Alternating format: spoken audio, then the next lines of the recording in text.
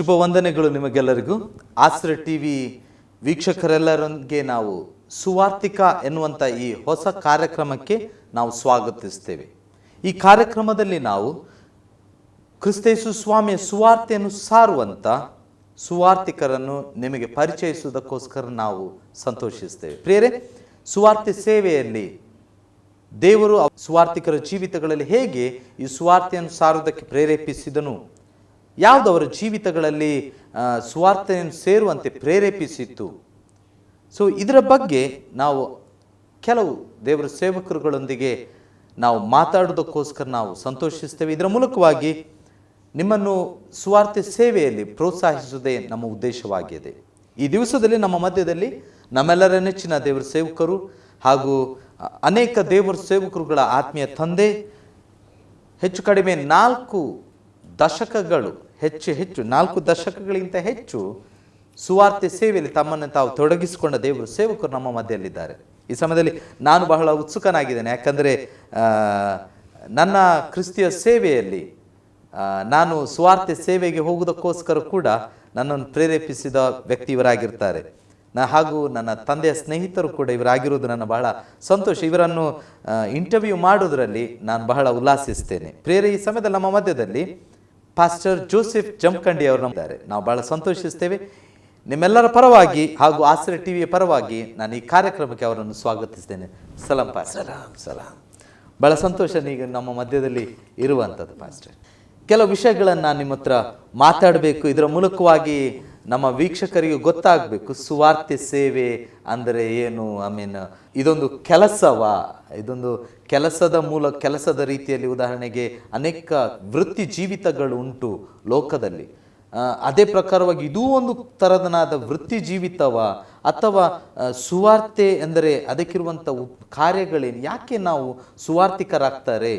So ನಾನು ಇಂಥ ಅನೇಕ ಪ್ರಶ್ನೆಗಳು ನಿಮ್ಮ ಹತ್ರ ನಾನು ಕೇಳಲಿಕ್ಕೆ ನಾವು ಇಷ್ಟಪಡ್ತೇನೆ. ಯಾಕಂದರೆ ನಮ್ಮ ಪ್ರಾರಂಭದ ಈ ಕಾರ್ಯಕ್ರಮದಲ್ಲಿ ನಿಮ್ಮನ್ನು ನಮ್ಮ ಮಧ್ಯದಲ್ಲಿ ಇರೋದು ಬಹಳ ಸಂತೋಷ. ಯಾಕಂದರೆ ನೀವು ಅನೇಕ ಥರಗಳಲ್ಲಿ ಸುವಾರ್ತೆಯ ಸೇವೆಯನ್ನು ನೀವು ಮಾಡಿದ್ರು. ಉದಾಹರಣೆಗೆ ದೇವರ ವಾಕ್ಯವನ್ನು ಸಂದೇಶವನ್ನು ಸಾರುವುದರಲ್ಲಿಯೂ, ಕರಪತ್ರಗಳ ಸೇವೆಗಳನ್ನು ಮಾಡುವುದರಲ್ಲಿಯೂ, ರೇಡಿಯೋ ಸೇವೆಗಳನ್ನು ಮಾಡುವುದು, TV ಮಿನಿಸ್ಟ್ರಿಗಳನ್ನು ಮಾಡುವುದು, ಔಟ್ರೀಚ್ಗಳನ್ನು ಮಾಡುವುದು, ಎಲ್ಲ ಸ್ಥಳಗಳಲ್ಲಿ, ಈವನ್ ಸಂಗೀತಗಳಲ್ಲಿಯೂ ಸಹ ನನಗೆ ಗೊತ್ತಿದೆ.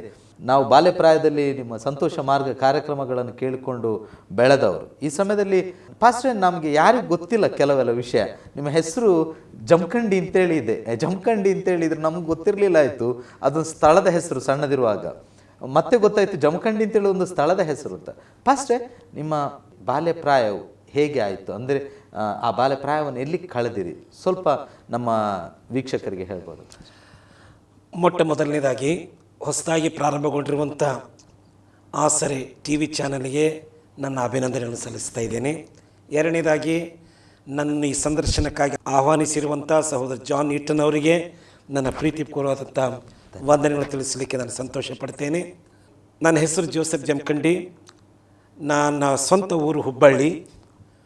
ಆದರೆ ನನ್ನ ಬಾಲ್ಯದ ಕೆಲವು ವರ್ಷಗಳನ್ನು ಹುಬ್ಬಳ್ಳಿ ಹತ್ತಿರವೇ ಕಲ್ಗಟ್ಟಿಗೆ ಮತ್ತು ಒಂದು ತಾಲೂಕಿದೆ. ಅದರ ಕಲ್ಗಟ್ಟಿಗೆ ತಾಲೂಕಿನಂಥ ದೇವಿಕೊಪ್ಪ ಎಂಬಂಥ ಒಂದು ಗ್ರಾಮದಲ್ಲಿ ನನ್ನ ಬಾಲ್ಯವನ್ನು ಕಳೆದೆನು. ಅಲ್ಲಿ ಸುಮಾರು 7ನೇ ತರಗತಿವರೆಗೆ ಅಲ್ಲೇ ಶಾಲೆಗೆ ನಾನು ಓದಿದ್ದು. ಆಮೇಲೆ ಹೆಚ್ಚಿನ ವ್ಯಾಸಂಗಕ್ಕಾಗಿ ನಾನು ಬೇರೆ ಊರಿನರಿಗೆ ಹೋಗಿ ಹೈಸ್ಕೂಲಲ್ಲಿ ಓದಬೇಕಾಯಿತು. ಅದರ ನಂತರ ನನ್ನ ಹೆಚ್ಚಿನ ವಿದ್ಯಾಭ್ಯಾಸಕ್ಕಾಗಿ ಶಿವಮೊಗ್ಗಕ್ಕೆ ಸಹ ನಾನು ಬರಬೇಕಾಯಿತು. ಹಾಗೆ ಮತ್ತು ಎರಡನೇದಾಗಿ ನಾನು ಹುಟ್ಟಿ ಬೆಳೆದದ್ದು ಒಂದು ಕ್ರೈಸ್ತ ಕುಟುಂಬದಲ್ಲಿ. ನಾನು ಕ್ರೈಸ್ತ ಕುಟುಂಬದಲ್ಲಿ ಹುಟ್ಟಿ ಬೆಳೆದಂಥವನು. ಮತ್ತು ನಾನು ಬಾಲ್ಯದಿಂದಲೇ ನನ್ನ ತಂದೆ ತಾಯಿಗಳು ಬಹಳ ಭಕ್ತಿಯುಳ್ಳವರಾಗಿದ್ದರು. ದೇವರಲ್ಲಿ ಬಹಳ ಭಯಭಕ್ತಿಯುಳ್ಳವರು. ಮತ್ತು ಯಾವಾಗಲೂ ಮಕ್ಕಳನ್ನು ತಮ್ಮ ಹತ್ತಿರ ಕೂರಿಸಿಕೊಂಡು ಮುಂಜಾನೆ ಸಂಜೆ ಮನೆಯಲ್ಲಿ ಸಂಗೀತಗಳನ್ನು ಹಾಡಿಸುವಂಥದ್ದು ಮತ್ತು ನಮಗೆ ನಿತ್ಯವೂ ಪ್ರಾರ್ಥನೆ ಮಾಡಲಿಕ್ಕೆ ಕಲಿಸುವಂಥದ್ದು. ಹಾಗೆ ನಾವು ಬಾಲ್ಯದಲ್ಲಿ ಬಹಳ ಭಯಭಕ್ತಿಯಲ್ಲಿ ನಾವು ಬೆಳೆದಂಥವ್ರು. ಈವನ್ ಎಷ್ಟರ ಮಟ್ಟಿಗೆ ನಮ್ಮ ತಂದೆ ನಮ್ಮ ಜೊತೆಲಿ ವ್ಯವಹರಿಸ್ತಾ ಇದ್ದರೆ, ರಸ್ತೆಯಲ್ಲಿ ಎಲ್ಲಿಯಾದರೂ ಒಂದು 5 ಪೈಸೆ ಬಿದ್ದಿದ್ದರೆ 10 ಪೈಸೆ ಬಿದ್ದದ್ದೇ ನಾವು ಅದನ್ನು ತರುವಾಗಿರಲಿಲ್ಲ. ಅದನ್ನು ತಂದರೆ ನೀನು ಯಾಕೆ ತಂದಿ ಅಂತೇಳಿ ಒಂದು ಸರಿ ಪೆಟ್ಟಿಗೆ ಸಹ ಕೊಟ್ಟಿದ್ದಾರೆ. ನೀವು ಸಣ್ಣ ಮಾರ್ಗದಲ್ಲಿ ಹೋಗ್ತಿರುವಾಗ ನಿನಗೆ ಸಂಬಂಧ ಪಡೆದಿರುವಂಥ ಹಣವನ್ನು ನೀನು ಯಾಕೆ ತಂದಿ? ಇದು ನಮ್ಮ ತಂದೆಯ ಪ್ರಶ್ನೆ. ಹಾಗಾಗಿ ಎಲ್ಲಿಯಾದರೂ ಬಿದ್ದ ಹಣವನ್ನು ಸಹ ನಾವು ತರಲಿಕ್ಕಿಲ್ಲ. ಆಕಸ್ಮಿಕವಾಗಿ ಅಂಗಡಿಯಲ್ಲಿ ಅವನು ಚಿಲ್ಲರೆ ಕೊಡುವಾಗ ಏನಾದ್ರು ಮರೆತು ಒಂದು 10 ಪೈಸೆ ಎಂಟಾಣಿ ಹೆಚ್ಚು ತಂದು ಕೊಟ್ಟರೆ ನಾವು ಹಿಡ್ಕೊಂಡು ಬಂದು ಹೀಗೆ ಆಯ್ತು ಅಂತ ಹೇಳಿದರೆ ನಮಗೆ ಪೆಟ್ಟೆ. ನೀವು ಮೊದಲು ಹೋಗಿ ಆ ಹಣನ ವಾಪಸ್ ಕೊಟ್ಟು ಬಾ, ನಿನ್ನದು ಅಲ್ಲದೆ ಇರುವಂಥ ಹಣ ನೀನು ಯಾಕೆ ಹಿಡ್ಕೊಂಡ್ಬಂದು. ಅವ್ರು ಏನಾಗಿದ್ರು ಫಸ್ಟ್ ಅಂದ್ರೆ ಏನು ಕೆಲಸ ಮಾಡ್ತಾರೆ? ಅವರು ನಮ್ಮ ತಂದೆಯವ್ರ ವೃತ್ತಿಯಲ್ಲಿ ಅವರು ಕಾರ್ಪೆಂಟರ್ ವೃತ್ತಿಯಲ್ಲಿ ಆದರೆ ಅವರು ನಮ್ಮ ಗ್ರಾಮಕ್ಕೆ ಗ್ರಾಮಕ್ಕೆ ಬರಲಿಕ್ಕೆ ಕಾರಣ ಅಂತಂದರೆ ನಾವು ಹುಬ್ಬಳ್ಳಿಯಲ್ಲಿ ನಮಗೆಲ್ಲ ಮನೆ ಇತ್ತು, ಅನುಕೂಲತೆ ಇತ್ತು. ಆದರೆ ಅವರಿಗೆ ಬೇರೆ ಒಬ್ಬರ ಮೂಲಕವಾಗಿ ಆ ಗ್ರಾಮಕ್ಕೆ ಹೋಗಿ ಒಂದು ಸೇವೆ ಮಾಡಬೇಕೆಂಬುದಾಗಿ ಅವರಿಗೊಂದು ಪ್ರೇರಣೆಯಿಂದ ಅವ್ರನ್ನ ಕಳಿಸಿಕೊಟ್ರು. ಹಾಗಾಗಿ ಅವರು ಒಂದು ಕಡೆದ ತಮ್ಮ ವೃತ್ತಿ ಜೀವನ ಮಾಡ್ತಾನೆ ದೇವರ ವಾಕ್ಯ ಸಾರ್ಥ. ಆಮೇಲೆ ಇಡೀ ಗ್ರಾಮಕ್ಕೆ ನಮ್ಮ ತಂದೆಯವರು ಅಷ್ಟು ಫೇಮಸ್. ಇಂಥವರಂತೆಲ್ಲ, ಚಿಕ್ಕವರಿರಲಿ ದೊಡ್ಡವರಿರಲಿ ಅಧಿಕಾರಿಗಳಿರಲಿ ಯಾರೇ ಇರಲಿ ಅವರ ಹತ್ರ ಯೇಸುವಿನ ಕುರಿತು ಮಾತಾಡದೆ ಇರುವಂಥ ವ್ಯಕ್ತಿನೇ ಅಲ್ಲ. ಯಾರೇ ಸಿಕ್ಕಲಿ ಯೇಸುವಿನ ಬಗ್ಗೆ ಮಾತಾಡ್ತಾ ಇದ್ರು. ಹಾಗಾಗಿ ನಾವು ಹುಟ್ಟಿ ಬೆಳೆದದ್ದೇ ಒಂದು ಭಕ್ತಿಯ ಕುಟುಂಬದಲ್ಲಿ ಎಂಬುದಾಗಿ ಹೇಳೋದ್ರಲ್ಲಿ ಎರಡು ಮಾತಿಲ್ಲ. ಫಸ್ಟ್ ನಿಮ್ದು ನೀವು ಎಷ್ಟು ಮಕ್ಕಳು? ನೀವು ನಮ್ಮ ತಂದೆ ತಾಯಿ ನಾವು 10 ಜನ ಮಕ್ಕಳು. 10 ಜನ ಮಕ್ಕಳು. ಅದರಲ್ಲಿ ನಾನು ಎರಡನೇವನು. ನಾನು ಎರಡನೇವನು. ಎಷ್ಟು ಮಂದಿ ನನ್ನ ಪ್ರಕಾರ ನಿಮ್ಮ ಬ್ರದರ್ಸ್ ಸುವಾರ್ತಿಕರಾಗಿದ್ರು? ಹೌದು. ಎಷ್ಟು ಮಂದಿ ಸೇವೆ? ನನ್ನದ ನಂತರ ಒಬ್ಬ ತಮ್ಮ, ಅವರು ದೇವರ ಸೇವಕರಾಗಿದ್ದರು.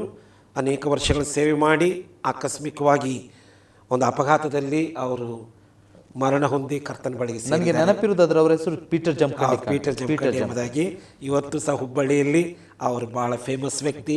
ಇಡೀ ಕರ್ನಾಟಕ ರಾಜ್ಯದಾದ್ಯಂತ ಓಡಾಡಿ ಕರ್ತನ ಸೇವೆ. ನನಗೆ ಬಹಳ ಸಂತೋಷ, ಯಾಕಂದ್ರೆ ನಾನು ಅವರನ್ನು ಸಂಧಿಸಿದ್ದೇನೆ ತುಂಬಾ ವರ್ಷಗಳ ಹಿಂದೆ. ನಾನು ಸಂಧಿಸಿ. ಓಕೆ ಪಾಸ್ಟರ್, ಈಗ ಇದು ನಿಮ್ಮ ಬಾಲ್ಯಪ್ರಾಯ. ನಾನು ಒಂದು ಪ್ರಶ್ನೆ ಕೇಳಬೇಕು. ನನಗೆ ಆಕ್ಚುಲಿ ಮೊದಲು ಕೇಳಿದ ಪ್ರಶ್ನೆ, ಇದು ಜಮಖಂಡಿ ಅಂತ ಹೇಗೆ ಬಂತು?